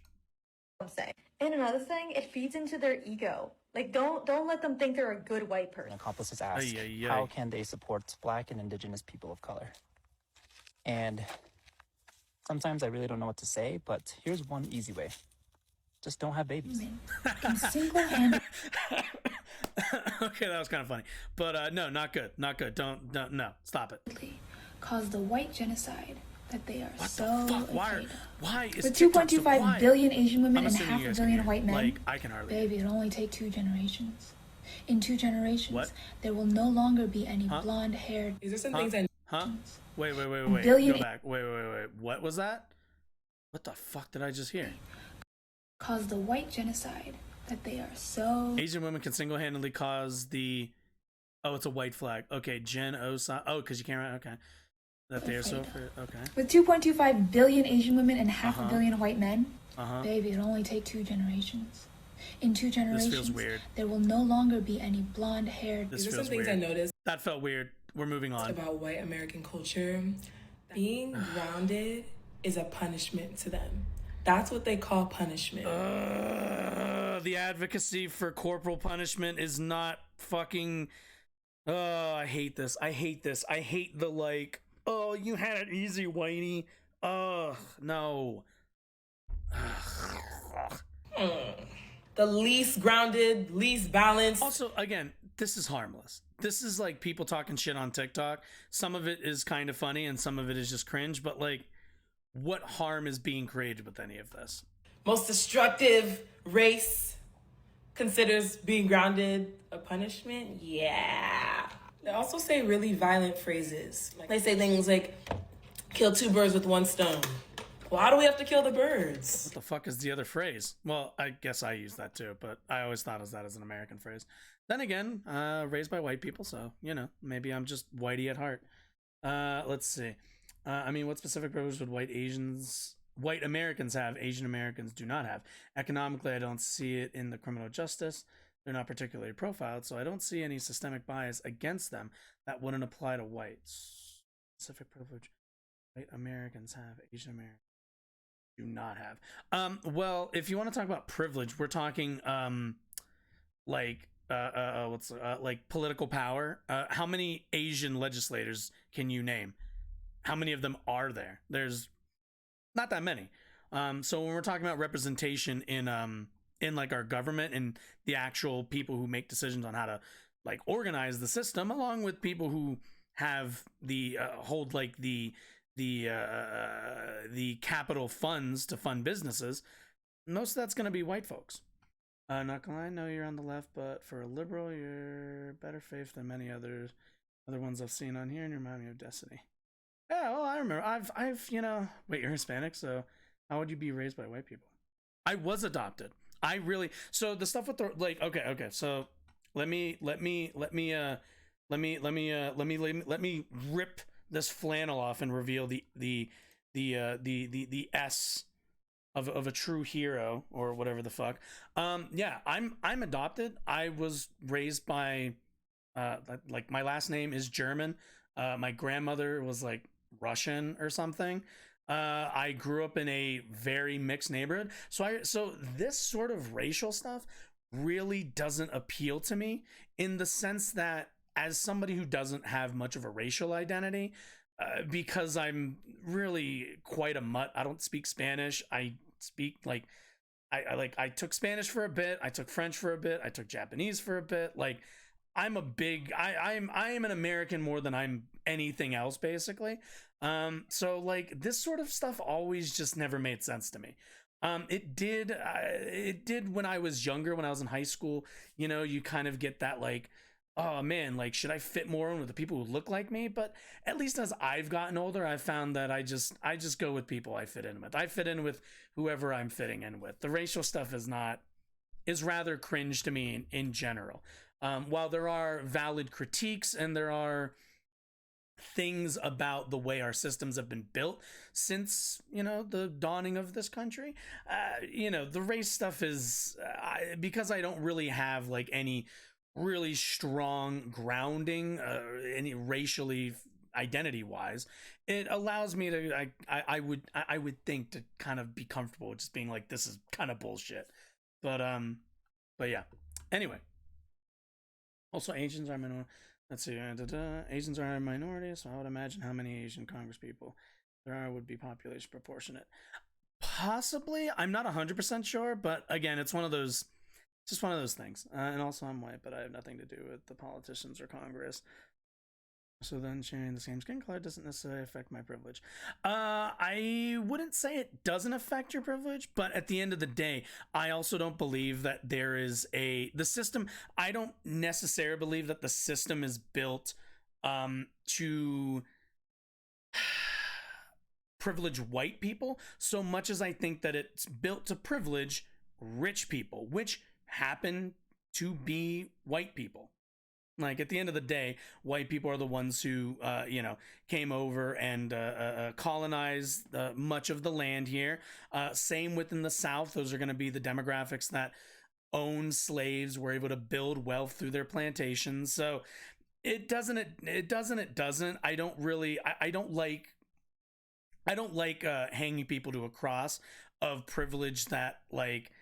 I don't like any of that shit. I'm not a fan of it. It comes off as like attacking people for stuff that they don't really, that wasn't their choice. The same way, like, when immigrants, when kids are born in the U.S. or they're brought here as infants by immigrant parents, I also believe that they should be afforded the ability to stay here because they didn't have a choice in basically being born in the middle of migration.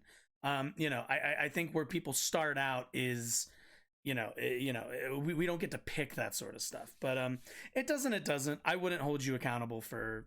I don't like holding people accountable for what their race did in the past. There are just elements. I want the system to be fixed. I'm not concerned with individuals, except for individuals' personal happiness and their their ability to live their life comfortably. That's the individual part I care about. But you fix that through fixing systems, in my opinion. Why is everything so violent? It's almost like one's language and phrases reflects one's nature.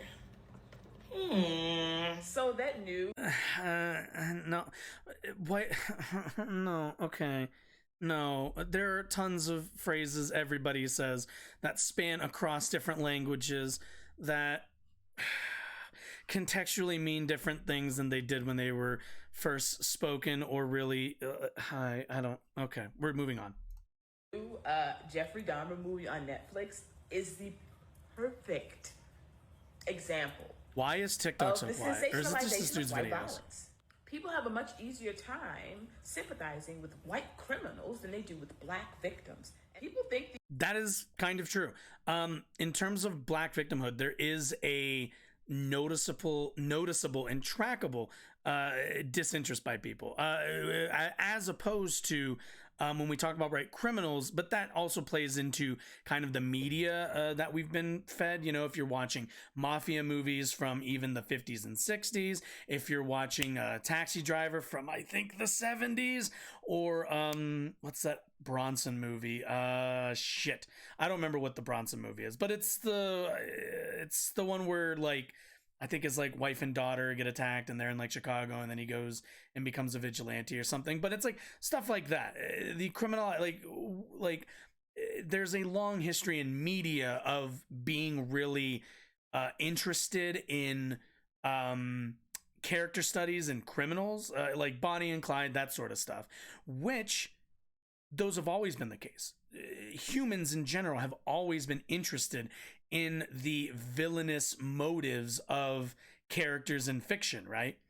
The reason why it comes down to our specific society having a comfort with that, with white villains, and a discomfort with black victims, is mainly because during a lot of if you look at the history of Hollywood during about the 1950s through, I mean, honestly, pretty much to modern day, you see a real prevalence in white actors in what they would have termed just standard mainstream sympathies in terms of casting decisions. So again, it's there was a system built for people to sympathize and want to understand villains in media, villains in fiction. And it just so happened at the time that mostly white people are the only people getting cast in Hollywood. So, it's a thing where it's not white people. It's just that's kind of how it worked out. And, learning to kind of separate those is what I would call growth, not just being kind of racist about it. These shows are harmless, but they actually contribute to a much bigger issue. It contributes to the viewpoint that white people are less violent than everyone else, and white violence is something to be consumed in media. So in terms of 1350 is there's a reason why it's a meme. It's because it's an easy way to bring up one statistic without context and without explaining anything to justify the black people are just inherently violent. I'm not a Jimmy Dore guy. No. I'm proud to say that at the very least. Most crime is interracial. Yes, most crime is and most crime is interracial. But do you also want to know a contextual element to the whole 1350 meme? Where do most black people live? The inner city. Does the inner city have more or less people in it? It has more. Therefore, you're going to see more crime. As people live closer together, you are going to see more instances of crime. So if you, if you consolidate a lot of people into a smaller area, and, they're the same race, if we take maybe a Cabrini Green in Chicago, it was a housing development, very tall, very crime ridden. You pack a lot of people into that space, you're going to end up disproportionately having a lot of crime. Whereas if you move out kind of into the country, since you're only getting one family for every, however many miles, Although you might still see you might still see tension because everyone's not close together and because it's not like homogenous in this like really tight knit group and community. You're not going to see the same kind of crime rates. It has nothing to do with race. It has everything to do with population density, which black people generally live in much more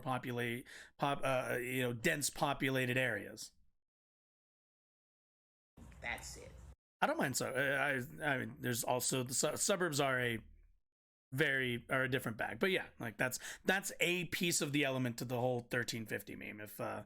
If you've never heard any pushback on that, that's like one contextual element to it. What is with Caucasian people and like their God inability damn, what is to, with y'all not having loud volume? Y'all act like you don't understand shit because y'all be the first ones during a conversation about the Holocaust to get so mad when black people be like, you do realize that the original Jewish people were no.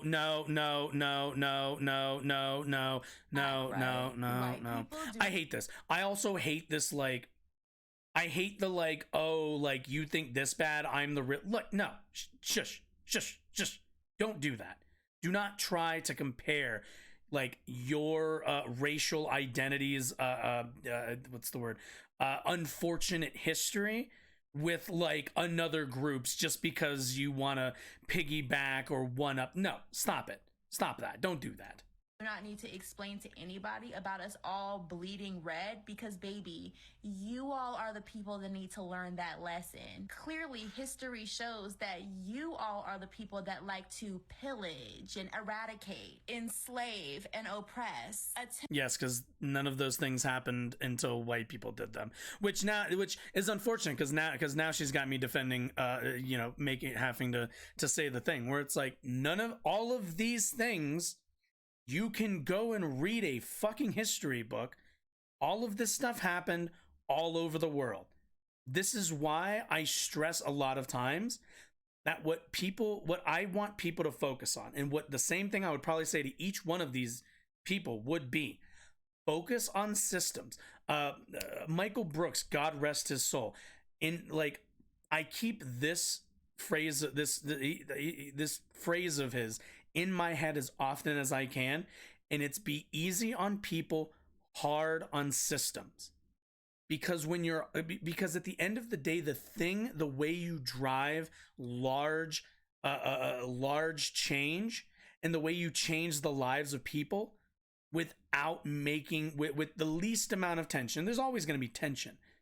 But I think the best way to go about it is always to challenge systems and challenge not just authority, but like the way in which these systems work. Not go after fucking white people. Like you just end up getting into arguments over like nonsense, like, oh, but like you guys did this, and we can all play that game. History is rather long. Focus on systems and ways to fix systems. Attempt to suppress greatness because you all simply don't have it. Right? Here go y'all cum goblins who don't even live in the fucking city. Which, by the way, he was the other host besides Sam Cedar. He is sadly dead. God rest his soul. Y'all wouldn't be in this country had it not been for y'all stealing it. So y'all are more focused on people looting and trying to get necessities and things that they need. And yes, a TV is a fucking necessity thing. You feel like you're better than because people are out here stealing and you would never. First of all, if you are a Mayo monster, that is how your ancestors got everything, from stealing. People are, and that's a behavior that's very common among white women. I hate this. I hate this. They have not intended that, but there are. This is not only detrimental to like any kind of movement I would want to be a part of. In your heart, it's just it's just the like I think there's a there's like a what's the word?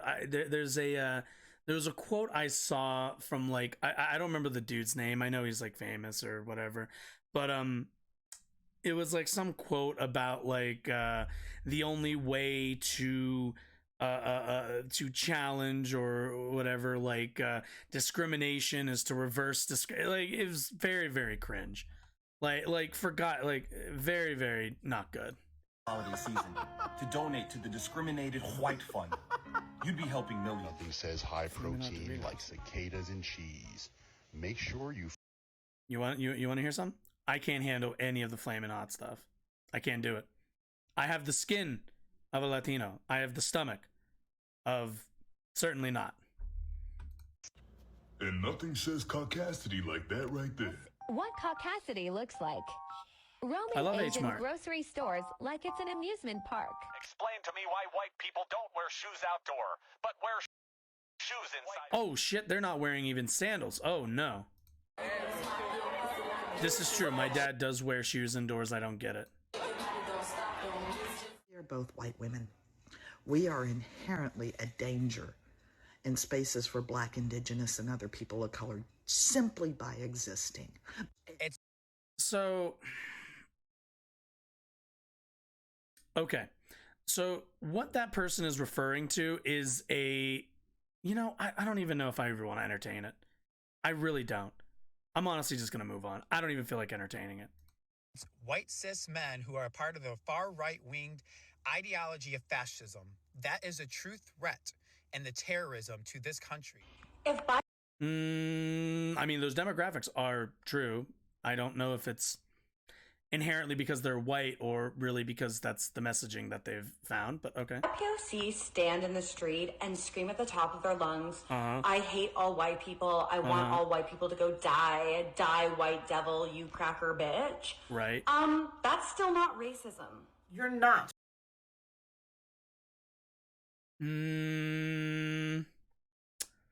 It's not systemic racism, but it is. One of the good white people. Stop separating us from the bad white people. Don't sit out there in comments and say, we don't claim them. We are that. We are the ones shooting up schools. We are the ones raping people. Here's the problem. Here's the problem with that statement. Far right, fascist, white, cis men. Here's the problem with that. It is a belief that white cis men are inherently fascist. I don't think that's true. Almost anybody, any group can be fascist. There is nothing stopping almost any demographic group from engaging in fascism, given the right socioeconomic situation. No group, right? What we do have is an issue with white cis. I find it more it's boys than men who do find themselves convinced by far right fascists. But I do not believe that they are inherently far right or inherently fascist for that matter. It's simply these spaces that they've found themselves due to honestly their adjacency to white right-wing politics. This is kind of to give you a good example. I mentioned earlier I'm adopted, right? Do you know what I grew up listening to non-stop?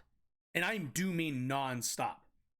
I grew up listening to far right talk radio in the 90s, early 2000s until until I had my own car somewhere in the 2010s. Maybe in the late 2000s, right? I was saturated in the right-wing talk radio sphere for at least a decade, bare minimum, right? My adjacency to these things, had I identified myself more as the son of a conservative, and specifically the white son of a conservative, those arguments might be more amenable to me because they're spoken by somebody who shares these cultural ties with me or even a racial tie with me. But without any of that stuff, I would listen to all of it, synthesize it, and for the most part, disagree. It was only through my adjacency.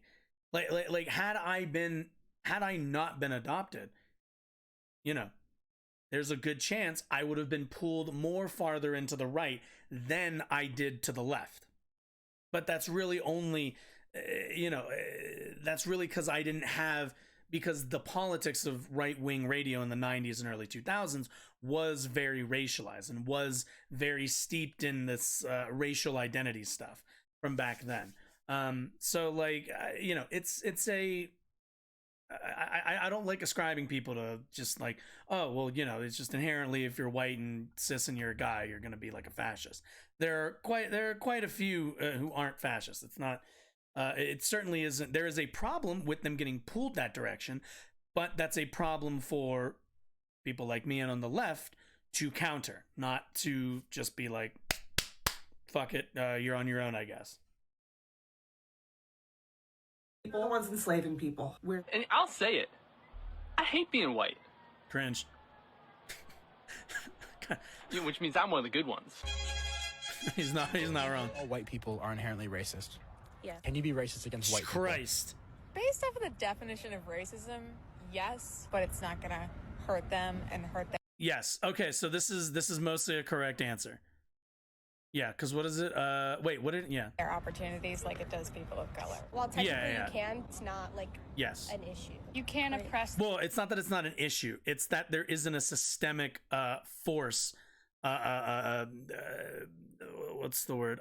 Multiplying that racist or bigoted worldview. Or not worldview, but opinion. The oppressor. It helps you sleep at night. I'm racist to white people, and I'm proud of it. Why do people not understand that you can't be racist to white people? It's impossible. The system is not set up that way. You can insult white people, You have a misunderstanding of what the system is. but it is not racism. Me calling a white person a tub of mayonnaise and a like flower looking ass, that's not racist. That's also not racist. That's funny. That's like funny. All the way to Africa to.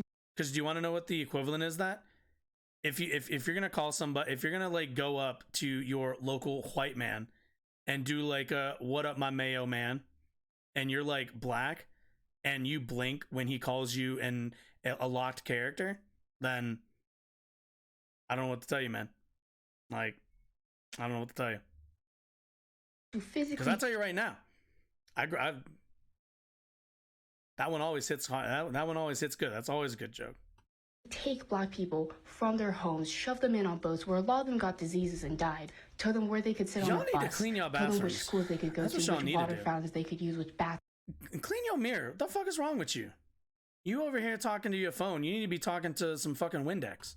They could use, and that's sugarcoating it. Those are just terms. I'm not even black describing and all the Hispanic disgusting people, things they're that not happen. fascists, are pretty And socially they don't conservative even want as a whole, and revenge. Christian. They are letting you guys skate by. Yes, and yeah, like, and how many? So, and ask yourself why the Republican Party have no interest in courting Hispanics or like blacks in general, really much at all. You know, because absolutely, like black people and Hispanics and black people have the same ability to be conservative as everybody else. But for whatever reason, the Republican Party doesn't have as much of an interest in terms of addressing their problems. You know, they want to talk about CRT, but have no interest in fixing, school funding in inner cities, as an example. By asking for equal rights, that's it? And you're still saying no? They are not as angry as they should be. Y'all are getting off easy, and you're still saying no? Cringe. Fuck you. Cringe. Some people look at that and chalk it up to Okay, cool, we're done. Okay, we're done with the fuck Christ. the grumblings of the powerless. That's the It idea is. that when you have a power disparity, the less powerful sort of has this general society given leeway to complain about the more powerful. Yeah. The villagers complaining about their king doesn't have the same ring as the king making snide and crude comments about the villagers. Yes, that is correct. It is not great. In this case, it's not like great because it's not nice to be racist.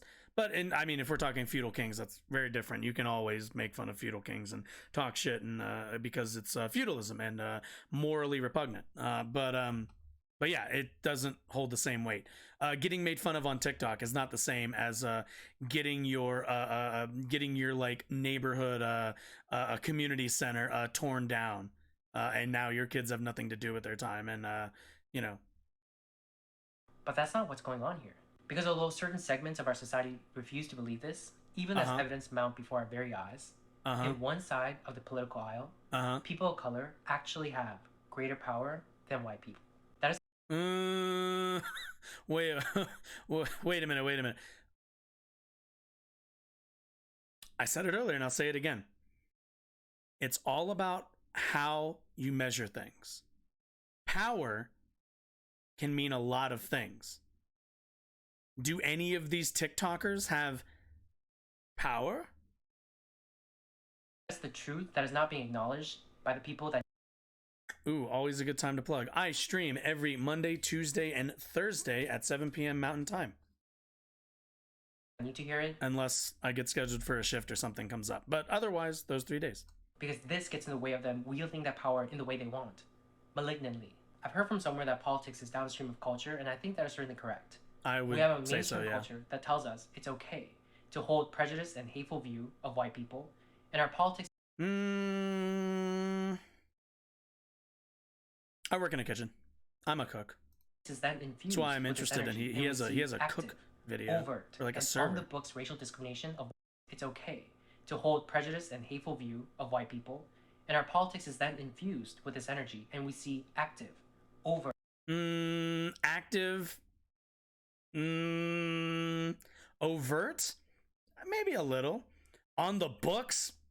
No. And on the books racial discrimination of white people that those who are perpetuating this hatred is refusing to see as discrimination. They'll say, no, this is remediation. These are the same people who are making tenuous arguments that some of our race-neutral... Also, by the way, anybody making this argument is not left-wing. Anybody who does the I hate white people as a way to remediate my issues, you're not left-wing. That is fundamentally, at least in my perspective, a more right-wing perspective. That's just mine. Laws discriminate against people of color. And this is certainly evidence that in one side of the political aisle, people of color have more power than white people. Because if we didn't have the... Literally Hispanic cook. We're talking about... I don't know what to tell you, man. I just like cooking. I just like cooking. All right. Don't you go and be racist. I'm just messing. I don't really. There's a reason why. At the very least, when I walk into at least most Chipotles, I feel a warmness in my heart that the lovely Latina mother is making my food instead of people who don't use enough salt all the time. Just saying. You know, I grew up in the family. We just don't. White folks don't. Just use more salt. Even though, actually, you want to know who makes good food? You want to know who probably like the thing I make most, honest to God, at home? Now, granted, this is also economics, but pasta. Fucking love making pasta dishes. Italians know how to fucking cook, man. I know this was racist. I know. Well, it's not racist. It's more ethnic. It's fine. Power, we wouldn't be able to put into place practices and policies that does this. That's what power is. Things like Minneapolis local government agreeing to a contract with the teachers union. Now, Fury has Minneapolis teachers as unions negotiates clause requiring white educators be laid off first, regardless of seniority. Tranche at the end of 2-week strike this past March. I'm not going to double check this. Is this cringe? Let's see. No, I don't care. Union negotiates clause requiring white educators, regardless of seniority, to make up for past discriminations. So there is an argument to be made that white teachers maybe weren't fired immediately in the same way. I would have to know the specifics, but sometimes we're not going to get the specifics on this one. Union that says white. You know what? I'll do my due diligence. Since this person didn't want to, I don't know, just because it's fun. I talk the entire time. You got to mix it up sometimes. What is this, Minneapolis? Minneapolis. Okay. Teacher union. White teachers. Let's go. New Minneapolis is center. Okay. Let's take a look. A provision in the contract upended decades of last in, first out.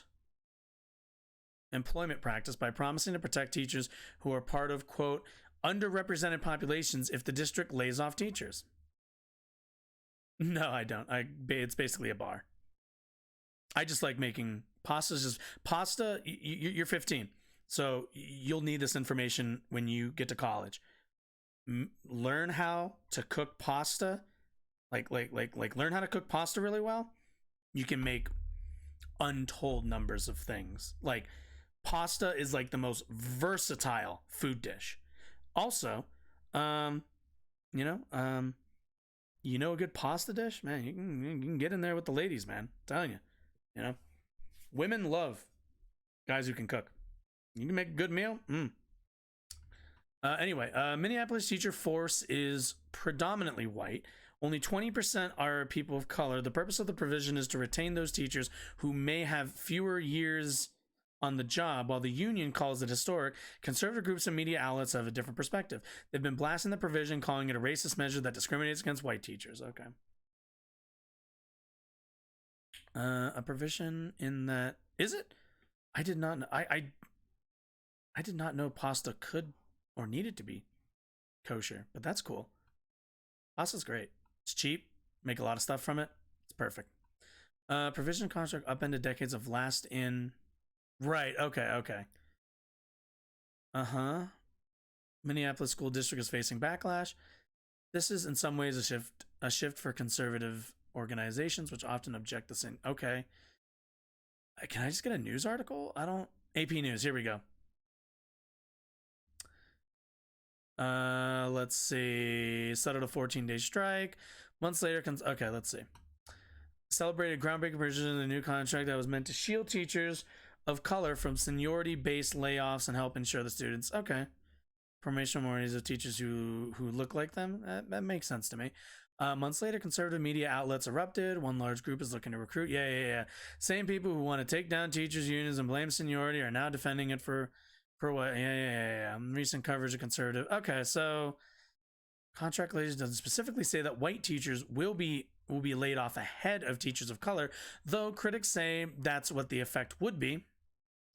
The contract exempts teachers who are members of populations underrepresented among licensed teachers in districts. Okay, so that mostly makes sense, as well as alumni historically black and Hispanic colleges, tribal colleges, around 60% of districts.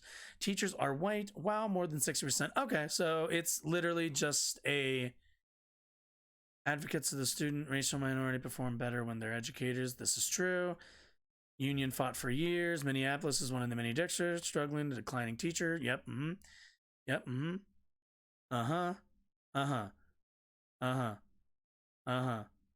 Two affirmative action cases. Yeah, affirmative action's kind of cringe. Has been reviewed by U.S. Supreme Court. Okay. Yeah, I mean, it seems rather innocuous, honestly. I don't really think this is like a let's see, what contract exempts. Oh, okay.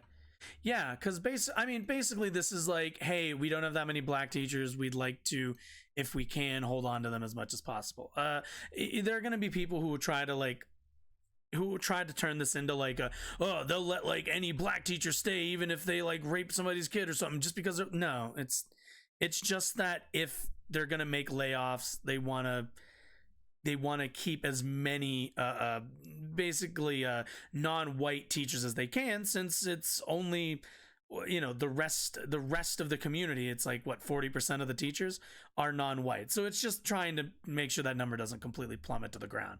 But in no way is this like people are getting laid off anyway. In no way, like that shouldn't. I'm not in favor of layoffs, but like it's just kind of putting one barrier up to keep certain people in the job who would probably leave or get laid off. Let's see. Yeah, they do. Yeah, I don't believe provisions personally.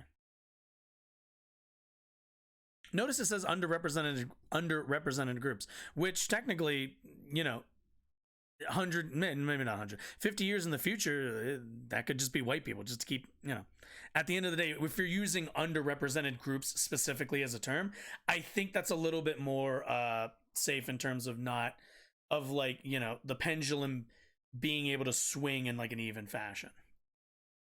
First. New York City's government enacting a policy of having white seniors go to the back of the line on lax. What is this? New York's race base.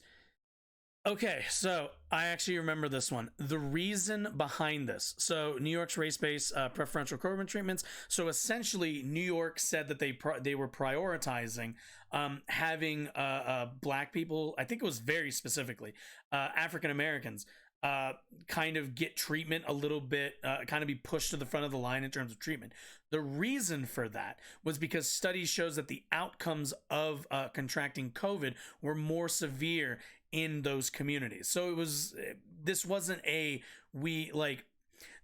something where it was, oh, we're just putting black people in front for no reason. This is the community that's going to be affected the most.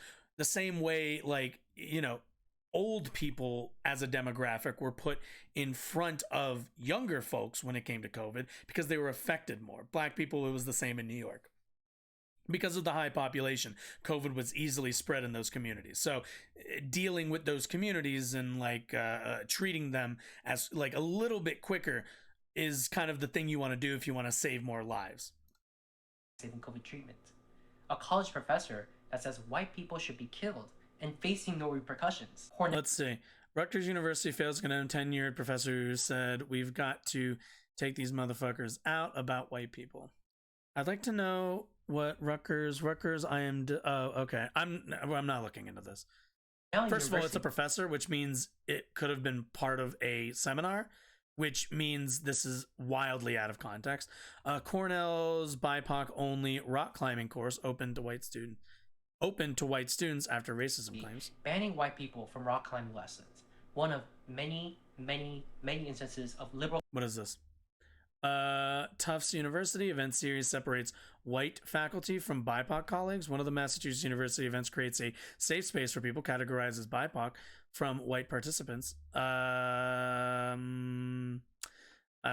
Okay. Off-campus UC Berkeley student housing bans white people from common areas. Oh, I remember this. Yeah, I think I remember this Berkeley story.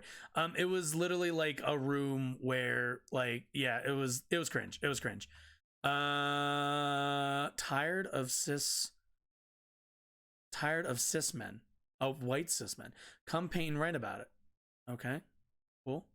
Oh, it's a Juneteenth thing. Fun. Colleges doing the utmost to exclude and ostracize white students. BIPOC, the center of South America, Paraguay. Actually, I don't know if that's how to pronounce it. No white, it's just Paraguay. But they don't have the guts to say that, even though that is what that is. That's what makes us different than the mere grumblings of the common villager. The villagers have surrounded the palace, demanding Marie Antoinette's head. The power dynamics have shifted. That is a fact. Have the power dynamics shifted? Are black people taking to the street and taking back the suburbs? Or is that language that's used by politicians to give you the perception of danger? Like, this is... Progressive media outlets do not cover these stories. Some people out there have no idea that this is going on. But worse, some others out there know... Wait. Some people... Wait. Dynamics have shifted. That is a fact. Progressive media outlets do not cover these. Oh, progressive media outlets. Okay. Actually, progressive media outlets, I was already familiar with a couple of those. And some of them they're not really stories. Like, again, these are very small and interpersonal instances of racism. These still aren't systems, which is the problem. Stories. Some people out there have no idea that this is going on. But worse, some others out there know but agree with what's going on. And for those people... And what's going on? People making TikToks, making mayonnaise jokes. I mean, again, it's kind of mean, but is it Jim Crow? Is it redlining? Is it controlled obsolescence? Like, you know, let's... To convince themselves that this is not racial discrimination, they play mind tricks and word games. They use phrases and talking points like punching up. You can't be racist to white people. You can't oppress the oppressor, meaning I'm acting oppressively, but I've designated you as the oppressor, so everything goes. Also, the system is oppressive. That's also a misunderstanding by a lot of people, including this person. The system is what oppresses you. Just whoever the avatar of that system is just going to be based on history mostly. Or Abraham X. Kennedy's infamous words: "The only way to remedy past Patrick does say discrimination is current is discrimination." mayonnaise. Or Oh, when this people guy. say Wait, I things think this like, is the quote I was thinking. Infamous words. The only Wait, is this the person I always hear conservatives talk about? I finally have a face to go with a name. I've never seen what this person looks like. I like this. I like this shirt. This shirt and jacket. I dig it. I don't know about the glasses. I'm sick and tired of these glasses. We need a new in-style pair of frames. The only way to remedy past discrimination is current discrimination. Cringe. No, that's stupid. That's fucking dumb. way to remedy past discrimination is current discrimination. Or when people say things like, "What we're doing to white people is not racism because racism." The US-based advocacy group, the Anti-Defamation League, has drawn criticism on social media after screenshots of their definition of racism went viral on Twitter. According to the ADL, racism can be defined as the marginalization and or oppression of people of color based on socially constructed racial hierarchy that privileges white people. White privilege. Wait.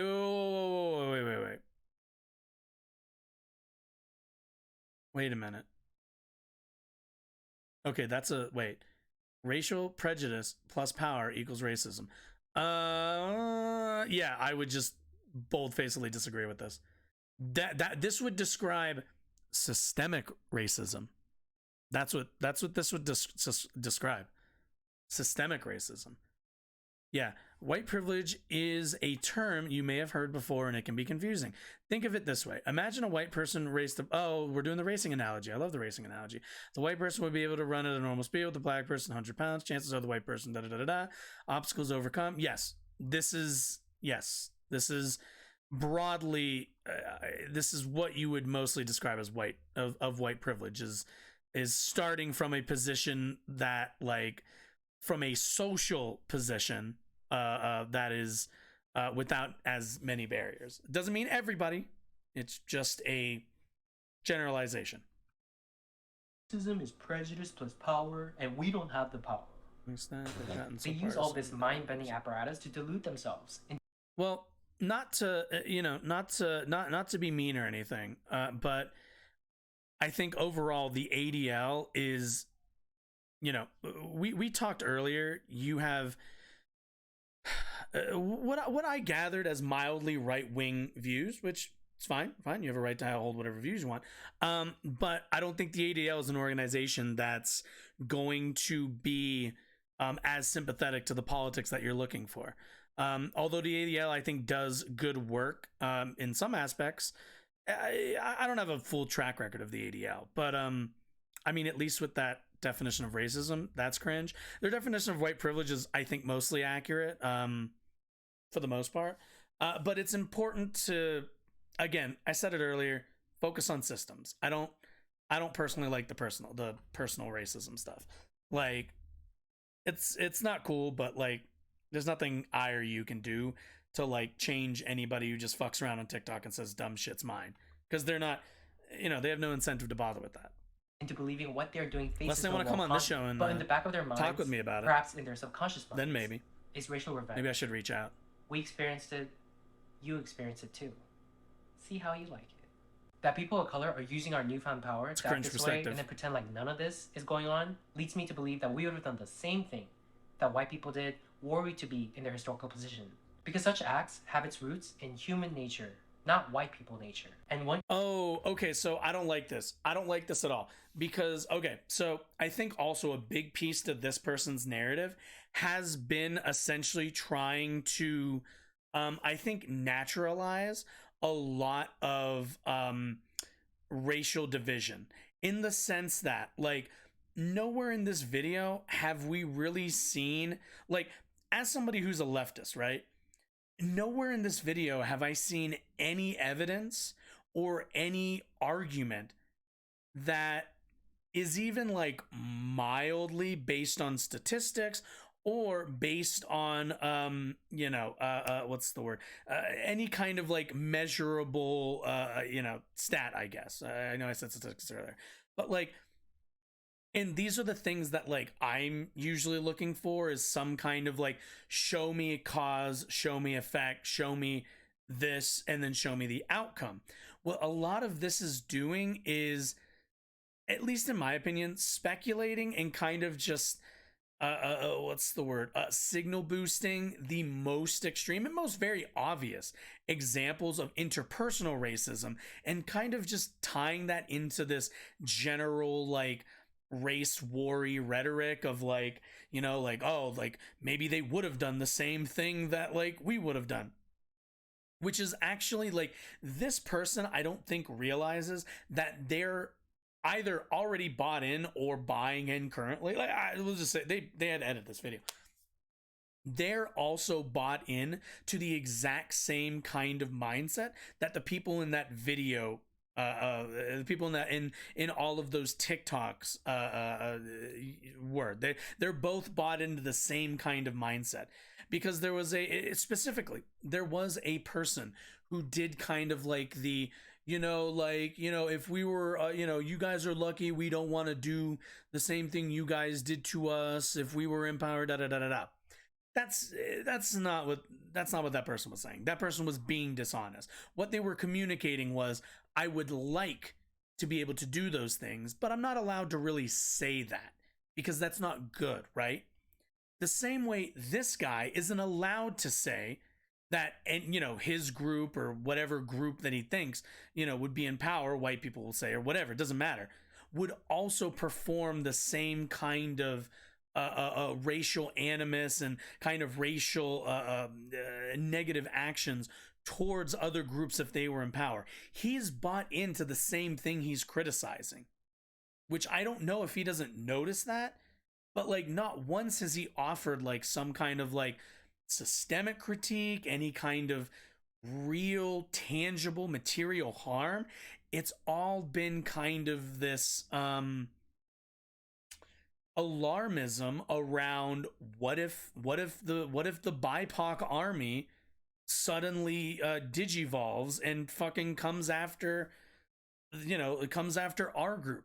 The video is called "What Are We Doing to White People?" What this video is communicating is a justification for somebody who already thinks that there is an argument to be made that white people are the real oppressed group.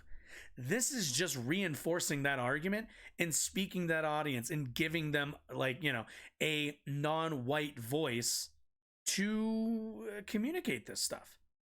Like that's all this kind of is. You know, there's only, god damn, there's still like 5 minutes left. I guess we'll finish it. But like, not once has this person brought anything to the table that isn't like, just like, I saw a TikTok, I saw another TikTok, I saw another TikTok, oh my god, like, oh my god, the blacks are coming for us, the BIPOC is coming for us. And like, this is the same kind of distrustful, bigoted mindset that just leads to you reinforcing systemic, systems of racism to protect yourself. Like to me, this person's not making the argument I think they're making. I don't think they realize that they're bought in to the exact same ideology that they're critiquing. Like I think all of that is cringe, because it is. And I also think this is cringe.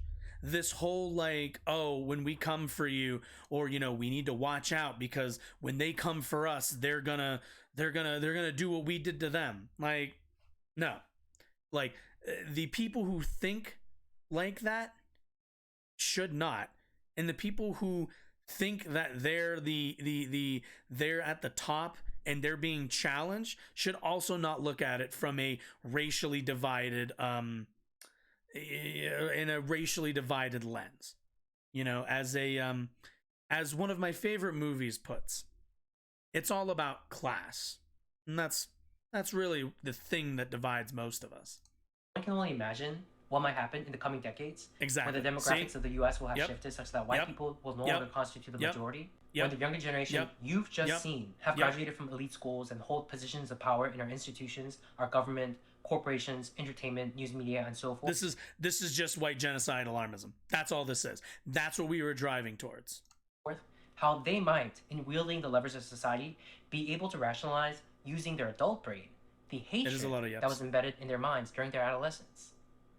I don't like BIPOC What we're as a term. seeing It's just the beginning. used a lot and it's ubiquitous. To I'm the not white really a people fan who are of it. watching, It's I very just want to awkward. say, you are not an oppressor for refusing to accept an ideology that teaches people to hate you, that teaches you that you are Man after my own heart.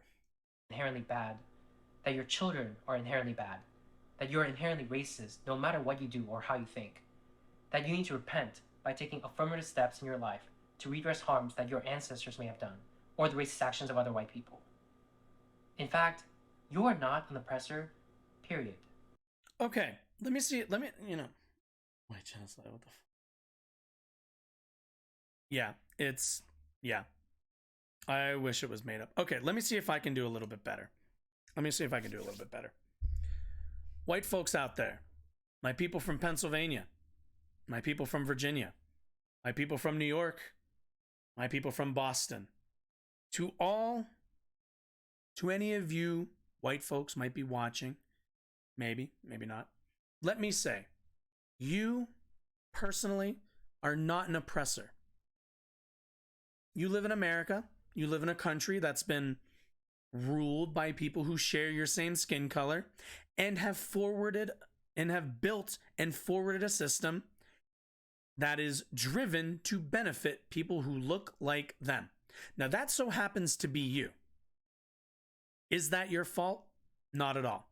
What I, as a leftist, as a progressive, as I would say a nominal socialist, ask of you is to simply be aware of the systems that you live in.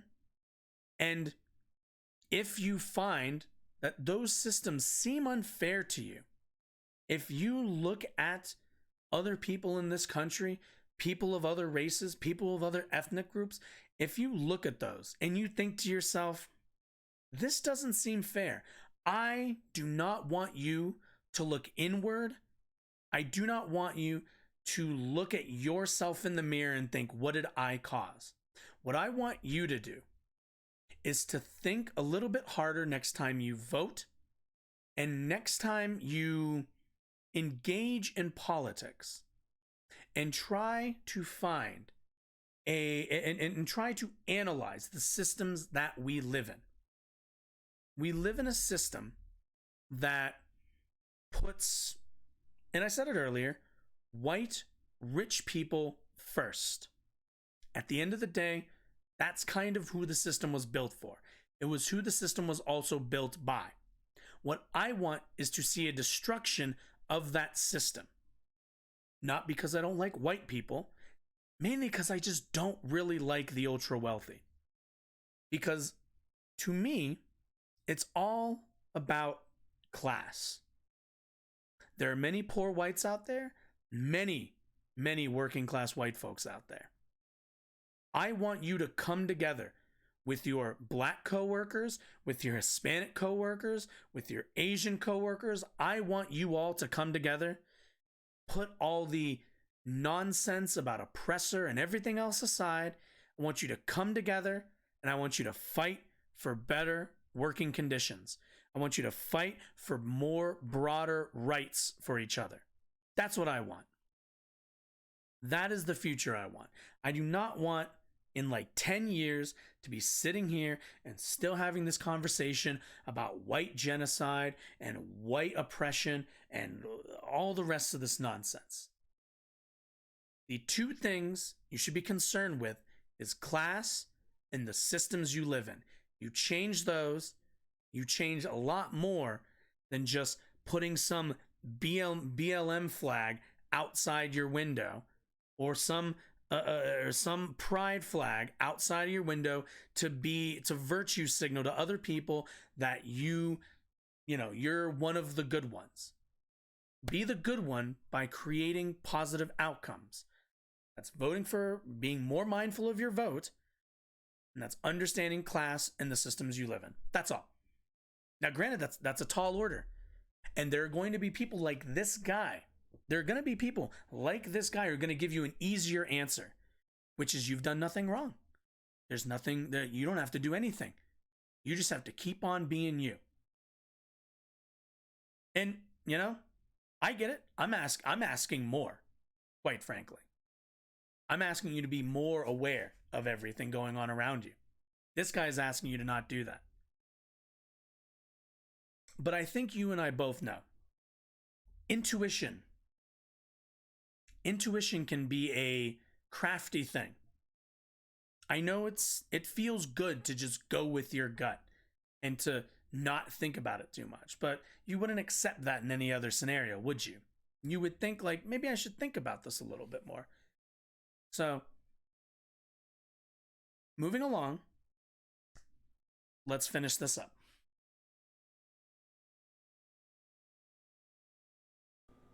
You did not choose to be born white, just like any of us did not choose to be born in our race. Absolutely. And to ask of you, at the individual level, for example, to give your life in service of people of color, Nobody's to be used doing as that. physical barriers at protests, to give away your house to black people instead I feel like people say that, don't actually mean that. of your children, all actual things that that's have been not a thing. publicly demanded of white people. To ask this Publicly of you demanded on is what? morally reprehensible collective punishment. You are not under any obligation to carry yourself in any sort of way that others demand of you just because of the color of your skin. This, you need to do this and you need to do that because... Now, notice, all of the things I mentioned, you can do while being literally any race. That's what I think everybody should do. My advice to everybody are those things. It's not just about white people. White people, it's good. As like a white person, I think you should do that. But like, if you're Hispanic, if you're black, if you're any of these, if you're any ethnicity, any race, you should be more amenable to these things. Should be educated. And I get it. It's hard. We all have jobs. I have a job. From privilege thing Yeah, is it's hard. bogus. It's hard to It's have just a this way much for time to people spend doing harboring it. racial But animus just be mindful. to attack Be you, open. to say that the accomplishments you've achieved in your life isn't yours, and to It silence says aren't yours in your subs. It is not you. It is this ideology that is wrong and perverse. It is one cloaked in a shroud of pseudo-justice and self-righteousness, all the while excreting toxic fumes of racial hatred. And what do you think this is? Let's be honest. What is anything that this dude said besides excreting toxic fumes of racial hatred? Because it's just, what if they come for you? I know, you know? It blames all white people for the actions of their ancestors, something you have no control over, while absolving black people of personal responsibility for their own individual actions by holding that black people commit acts of harm, for example, towards another community. That's the fault of white supremacy. White people are controlling them like puppets on a string. It's a backward. I don't think anybody. I don't think anybody thinks that white people are want to fight it as a matter of principle. Controlling black people like puppets on strings. If you refuse to accept their premise in your head, but are too afraid to voice your opinion, you're neither a coward nor a bad person. If you're of a liberal bent, but there's a small this person's a small YouTuber. Do you think if I like emailed them that they would agree to come on the show? I would love to talk to this person. Maybe you think, oh, I agree with most of what the progressive left teaches about racial justice, but just not with some of this disagreeable stuff, only at the extremes. I'm here to tell you that the rot starts at the core. Wait, but that's not how a spectrum works. That's not how a spectrum works, my dude. If I'm here, if I'm here, and there are people here, my politics are not necessarily the agreements that we have. If this is where I am on the left, or I don't know, I don't have a. Okay, this is the middle of my camera. If like this is the center, if I'm like, wait, what's left to you guys? Okay, if this, I know that's my brain. If this is where I am at, right? If this is like, this is my leftist position, and then there's like somebody else who's like all the way over here, I'm like, that we don't have that much in common. Like their ideology they might think it's the same as mine, but that's not at all the same. This racial hatred of white people is a natural outgrowth, part and parcel of an ideology that attempts to indoctrinate us into believing that there is current systemic oppression going on. Ah, there it is. The only time he has ever mentioned systemic oppression or systemic racism. Now we're getting to the system. Do you notice the entire video doesn't mention a word of systems? The entire video. We went this entire thing without one mutter of systems. But he's used cleverly, not really that cleverly, but like he's used this entire video of presenting interpersonal racism to undermine and what's the word? Undermine and attempt to disregard systemic racism, the actual like really harmful part of this. Interpersonal racism sucks. Systemic racism is systemically damaging. It's damaging to everybody, no matter what. Everybody participates in it. It's all not good. But yeah, interesting. Now we want to talk about systems with only all racial disparities we see today 2 is the sole minutes result of left. oppression by white people. When there are other more plausible explanations to be had that these same people are silencing as impermissible hate speech. They're telling you, shut up. You'll take it. Yeah, you will take it. You will like it. But contrary to what they're saying, you don't have to take that. Uh-huh. You can believe that the things that have been done in the past were morally wrong, as well you should. All the while believing that what is currently going on is also wrong. That we're going backwards. That Imagine thinking like Jim Crow, slavery, and like and the failure of Reconstruction. Well, I guess that's through Jim Crow. But imagine like Jim Crow and slavery, that you're like trying to draw equivalence between those two things, and people on TikTok being mean, which they are. They're being assholes. But are these, again, it's all about how you measure things. this is history rhyming with itself. The table is turning in an eye for an eye manner. As the great Mahatma Gandhi once said, an eye for an eye will leave the whole world blind. True. But those driven by hatred would sooner gouge everyone's eyes that's awfully out. hot They realized coffee that pot. true victory for people of color would have been having history record that when the power dynamics shifted, we treated white people with a kindness that their forefathers may not have shown our forefathers. But now, it will say when we gain the power, we turn around this. Yes, this person's prescription is if we let the darkies get in power, that they will oppress you. Technically, is what this guy's saying. Started doing some of the same stuff to white people. Mm. Segregation, social ostracization. There hatred, are sanctioned by government and law. And we're doing all black of this while political groups pretending that like are we're doing something pro-segregation. It's very cringe. We've missed our bus. But that doesn't mean that there can't be I see what you did there. You mentioned buses because of black people to some and the people civil rights watching movement. who are engaging in this sort of hatred, Uh-huh. whether or not you're acutely aware, the same people that act like white people as a collective are not people. Is that me? But No, rather it's not some me. pernicious alien force that has come to invade the earth. No. With this video, I implore you. First of all, to ask aliens yourself, are fucking gray, first of all, and they come out of saucers. what are we doing? White to people come out of Europe and kind of anywhere some that people we can love to define say. as white, Do better. since white isn't really a thing. Happy New Year. Oh my god. Oh, no. Stop it.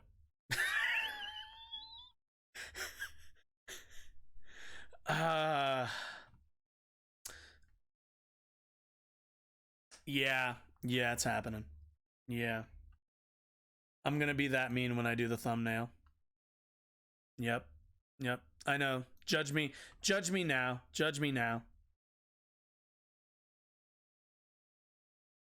I'm gonna save this really quick. Yep. Why do so many progressives never call out black racists like Professor Flowers? Oh, I didn't even read the. Yeah, I mean, people like Vosh say they're socialists, but seems talk to them mostly. You share your socialists. That's why I said nominally. I haven't read enough theory to put. I don't think I'm in a position to make that call for myself. Mainly because there's a lot of theory that people read, and there's a lot of I think measurements to like kind of measuring how much somebody holds socialist views. I'm probably more around SOCDEM. Vosh, I've been watching Vosh for a while. I'm comfortable in, so he identifies as a libertarian socialist, which is funnily enough, I learned recently that's also what my stepbrother identifies as politically. And I'd say both of them kind of honestly mirror each other to a degree. I wouldn't say he's too SOCDEM-y, but I get what you mean. I mean, but no, I would put him in the pretty far left category. Let's see. So I don't want to put words in your mouth. Yeah, it's definitions for things. Used to be systemic racism with Jim Crow, but nowadays that's gone. Jim Crow is gone. That is true. But we also have to remember that people who lived during Jim Crow are still alive and were unable to pass on familial wealth, or generational wealth, I guess is the term, generational wealth from that entire era. So we're talking about, like, especially in the 1950s, the 50s through like the mid 60s was a boom period in the American economy that Black people, specifically in the South, just did not participate in because of Jim Crow. Because of the barriers put in front of them for Jim Crow. So you have an entire generation that's been held back because they didn't participate in the time period when the rest of the country was light years away. It's essentially restricting like Black folks to driving a car where the rest of the country took a fucking plane. But yeah. And Jim Crow, I mean, Jim Crow was rather overt by our standards now, but there are laws, you know, I think I talked before, there are laws that do that kind of harken back to that kind of era of writing legislation. So let's see, but why do so many progressives never call out Black fat racists like Professor Flowers? Well, the reason for that is because progressives generally have this hold like this weird deference to Black folks, quite frankly. I think it's that like virtue signally nonsense of like, well, I don't think I should be able to speak on Black issues if I'm not Black. That's bullshit. Anybody, I think, as long as you're educated enough, is allowed to speak on whatever issues. If like Professor Flowers was somebody who I remember watching like her and Vash's conversation, and fucking dog shit. Like, I was stunned by how like many of the like aggrieved stereotypes she was performing, and it's Professor Flowers was very, very, very, very, very, very cringe. I was not a fan. I remember I typed a really, really long comment thread about that on I think the comment section of Vash's channel, because that was rough. White isn't a thing. When I mean white isn't a thing, I mean from like a technically from like an ethnic and racial perspective, white is a constantly shifting definition. Italians were not considered white until they were. The Irish were not considered white until they were. The Germans were not considered white until they were. Unfortunately, or I don't know about unfortunately, but either way, whiteness as a identity has always been shifting, and not really a concrete, I think, like term for its entire it's a whole entire the way we conceptualize it. Well, Black, if I'm saying Black, I'm referring to African Americans. I'm not talking about people in Africa who also are Black. Hispanics is a bit weird because there's Latinos and then there's the Spanish, which there is kind of a divide in that one. So like these are all like catch-all terms that like the difference is like Black, you're mostly talking about African Americans, but there are Africans that you would also fit into that spectrum. Hispanics would mostly count as most Latinos, but it also rolls in that like Spanish people from like Spain, so it kind of rolls that into both of them.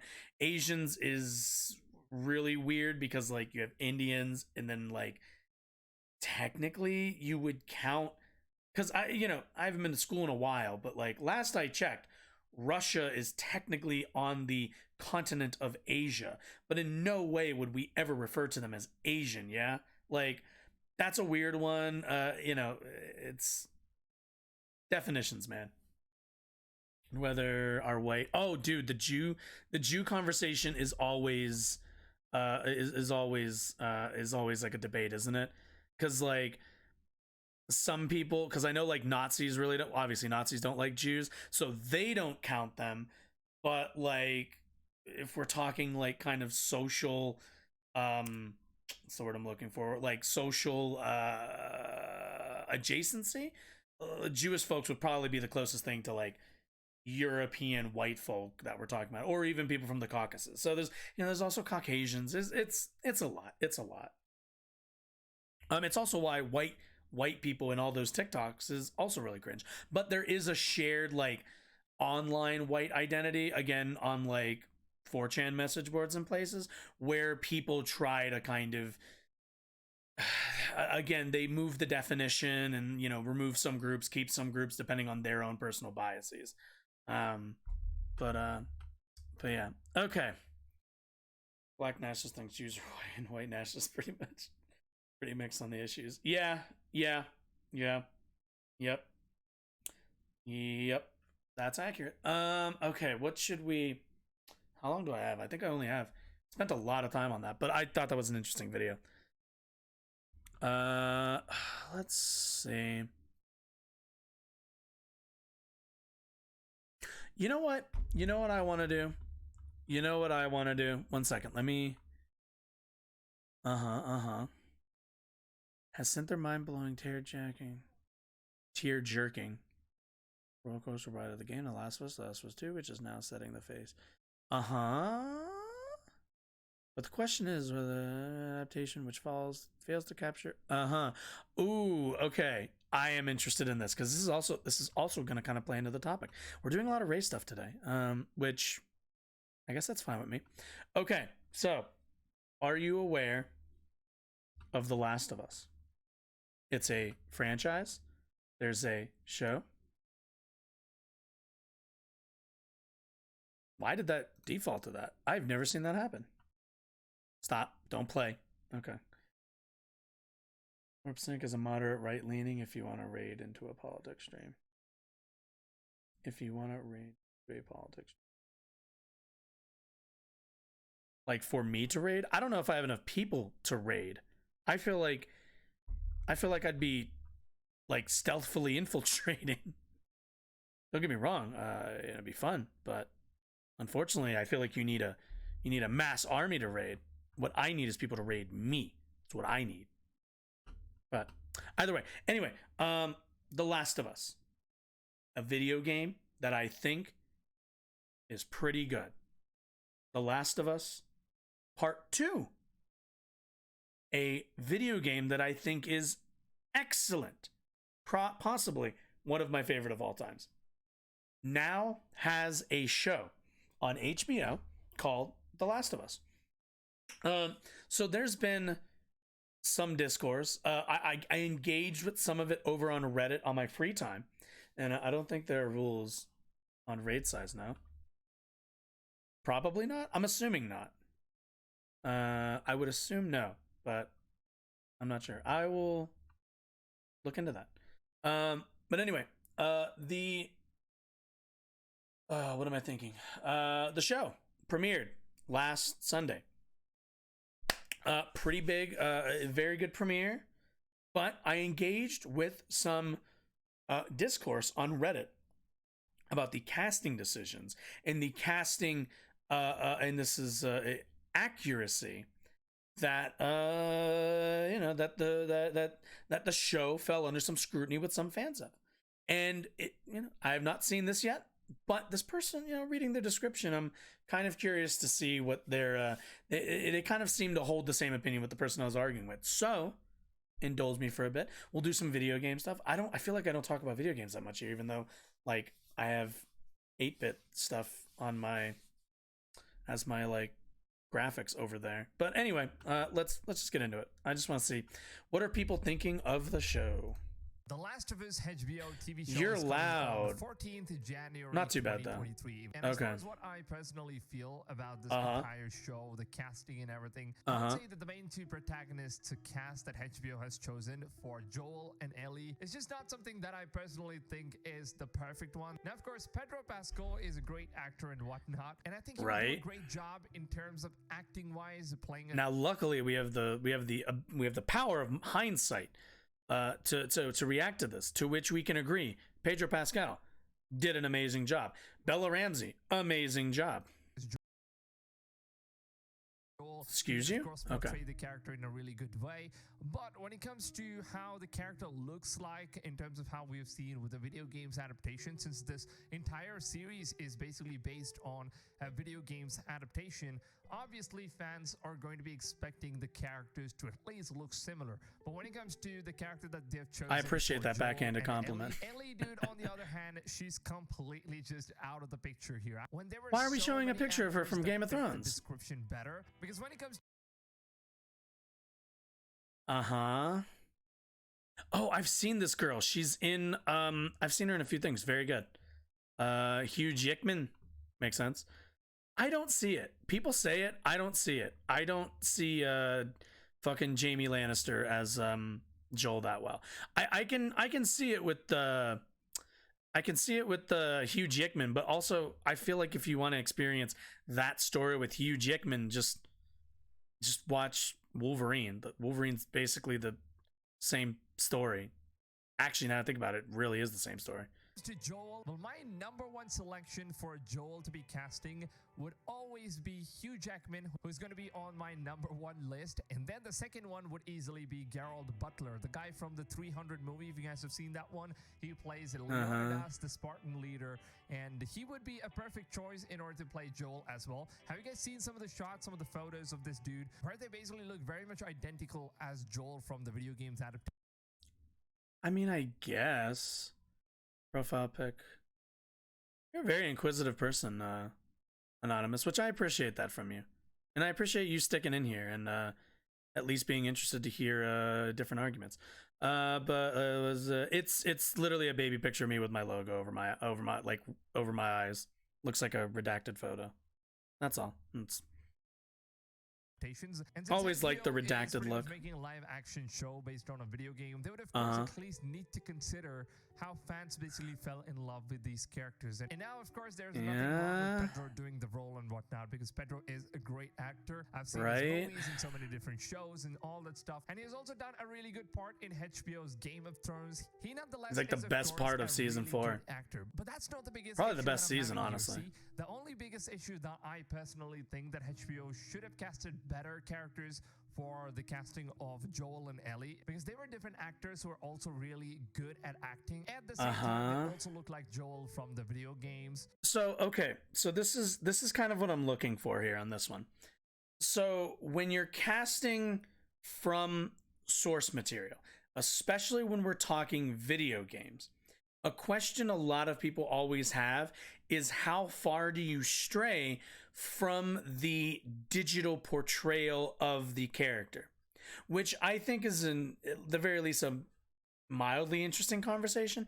The thing that I'm interested in is in what this person's opinion is in terms of how the quality can be affected by accurate casting, in so much that Sarah is in the show is played by a black actress. Now, if you watched the show, the characterization of Sarah is rather accurate, but also a lot more fleshed out. You get a lot more time with Sarah as a character on the show than you do with Sarah as a character in the game. But overall, the characterization is equal, if not greater, since we're getting more time with her, right? But a sticking point I noticed people had was, for whatever reason, they had an issue with a black actress portraying what was originally a white avatar, essentially, right? Which kind of came up with I got in an argument with somebody where they kept arguing that, like, well, it's not an accurate portrayal. To which I asked them, what about accuracy are we talking about? Because if you're asking me, right, if you're asking me, like, what I look for in adaptations, I'm not looking for, like, perfect visual recreation, because at the end of the day, these characters are constructed from, like, from fucking ones and zeros. Sarah does not even really look that much like, well, actually no, Sarah in the game looks mostly like her actress, with features toned up, toned down, hairstyle slightly changed. She is a creation of pure fiction, right? Whereas when you're casting for a show, you're casting for a television show. You have to use people that just exist. So there are obviously going to be limits to how close you can get to the video game portrayal, right? And I find it interesting that there are people who find that the show's version of the story, the show's what's the word? The show's accuracy is hindered or flawed because of this rather small change, considering the writing is just as strong, if not stronger, and the character is more three-dimensional, if not as equally three-dimensional as she was in the original telling of the story. So, and what it comes down to me is priorities. If you're prioritizing the model that the characters, the characters model over their writing, over their characterization, over their the things that make them like a fleshed out real character, I question where your biases lie. Now, I said this to somebody on Reddit and they got very defensive, which I can understand. They probably thought I was subtly calling them racist. I wasn't, but it's what I'm going to be looking out for here. But at this point, I just feel like HBO just went on and recasted everyone that was in Game of Thrones and every actor that they were familiar with and have already worked on. Because most of the actors that you see in the HBO's TV show The Last of Us are pretty much that would be called Connections. Game of Thrones shows. So HBO is very familiar with these actors. And guess what? They didn't really have to do a lot of work in terms of just going ahead and searching these actors to play these roles. And there has been okay, this is a cringe opinion for the simple fact that casting is not easy. And it's a misunderstanding of how production works in film. First of all, you've got to line up. If you want to cast any combination of these people, you have to line up their schedules and make sure that they're free, along with pay somebody like Hugh Jackman, which is going to cost you a lot more money than if you pay Jaime Lannister over here. And I know that because I don't know that actor's fucking name. I only know him as Jaime Lannister. Same with homegirl down here from what's that fucking movie, Booksmart. I don't know this actress's name. She's gonna cost a lot less than even if you want to cast, wait, who the fuck is what is this girl from? Wait, this is the girl from fucking It, dude. Yeah, she's gonna cost you way more money, like, because she's been in a major motion picture that like made millions. This person was in mostly indie films. Like, yeah, the costs to these things. In that one and Geralt Butler in. There are so many different actors. They could have also chosen Nikolai. It's Geralt, not Geralt. Played the King of Lancasters in Game of Thrones. I just don't see it. To play as Joel. That doesn't look like Joel. He also looks very similar to Joel. They had so many different options. That doesn't. But I don't know for what. I'm sorry, but no. No. Y'all need to get the fuck out of here. He does not look like Joel. Gerard Butler, I'll give you some, but not, is that Skeptic Wolf? I think it is. I always have to expand the chat because I can never read the full thing. It is. Salutations, my Canadian friend. Her and Ellie, kind of, I guess. What's this actress's name so I don't have to keep doing that? In order to play Joel. And now let's move on to Ellie, which, to be honest, I have to personally say that I am so frustrated in terms of how they have casted Ellie in the HBO's TV show. Now, of course, all the Last of Us fans are going to get super mad at me for saying this. And you guys need to understand that people have... You know what's funny is I don't even like the first game that much. I'm a pretty whatever Last of Us 1 fan. Second one, really good. Also, anybody who didn't... if you saw Game of Thrones is Bella Ramsey in Game of Thrones, she's like the best part of the season that she's in. She's like great. When they announced her casting, I was like, makes perfect sense. Different likings and Caitlin Dever? My own subjective opinions, and of course, yes, I am. Is that who that is? No. A huge fan yes, Caitlin Dever is the other person. Okay, I don't know people's names. Covering Last of Us 1 and Part 2. I've been doing so many videos on these games, and trust me when I say this, I am not happy with the casting of what they have done. Okay, 1 second. I'm gonna go grab water. Should I put the BRB on? Why not? I'll be back in like 2 seconds. We'll put the BRB on because it's fun.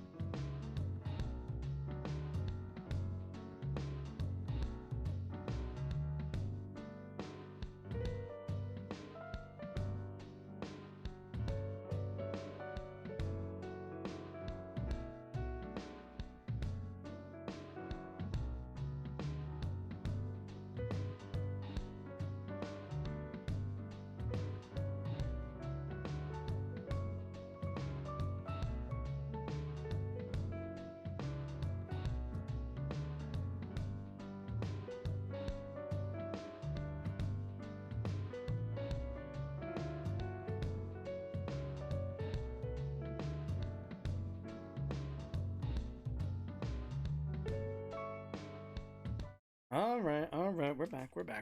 Okay, back at it. With Ellie in terms of HBO's TV show. Now, one of the biggest things that not just me, the entire community kind of does notice this is that Ellie from the HBO TV show is actually Asian, comparing the Ellie from the video games anime. What was that? Is Bella Ramsey Asian? Is that? Last I checked, well, I mean, I guess she is like, she's British. Yeah, she's a British actress. Let's see, is an English actress. Born in not, dude, bro. What the fuck? Bro, what the Asian? She's from Nottingham. She's from literally the fucking Robin Hood. Robin Hood is in the fucking picture. What are you talking about? What is this? Fucking, bro. What the hell? What's the hell, man? Still not working with audio only. Are you still on audio only?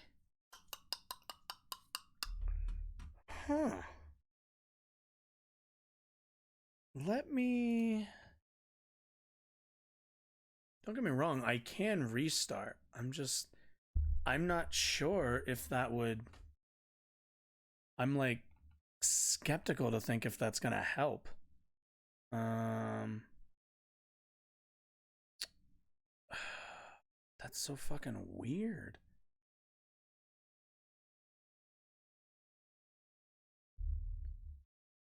Everything's literally working, or at least looks good on my end.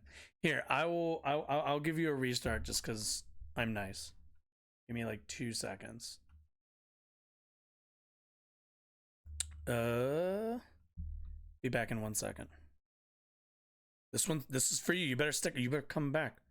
Doing this for you.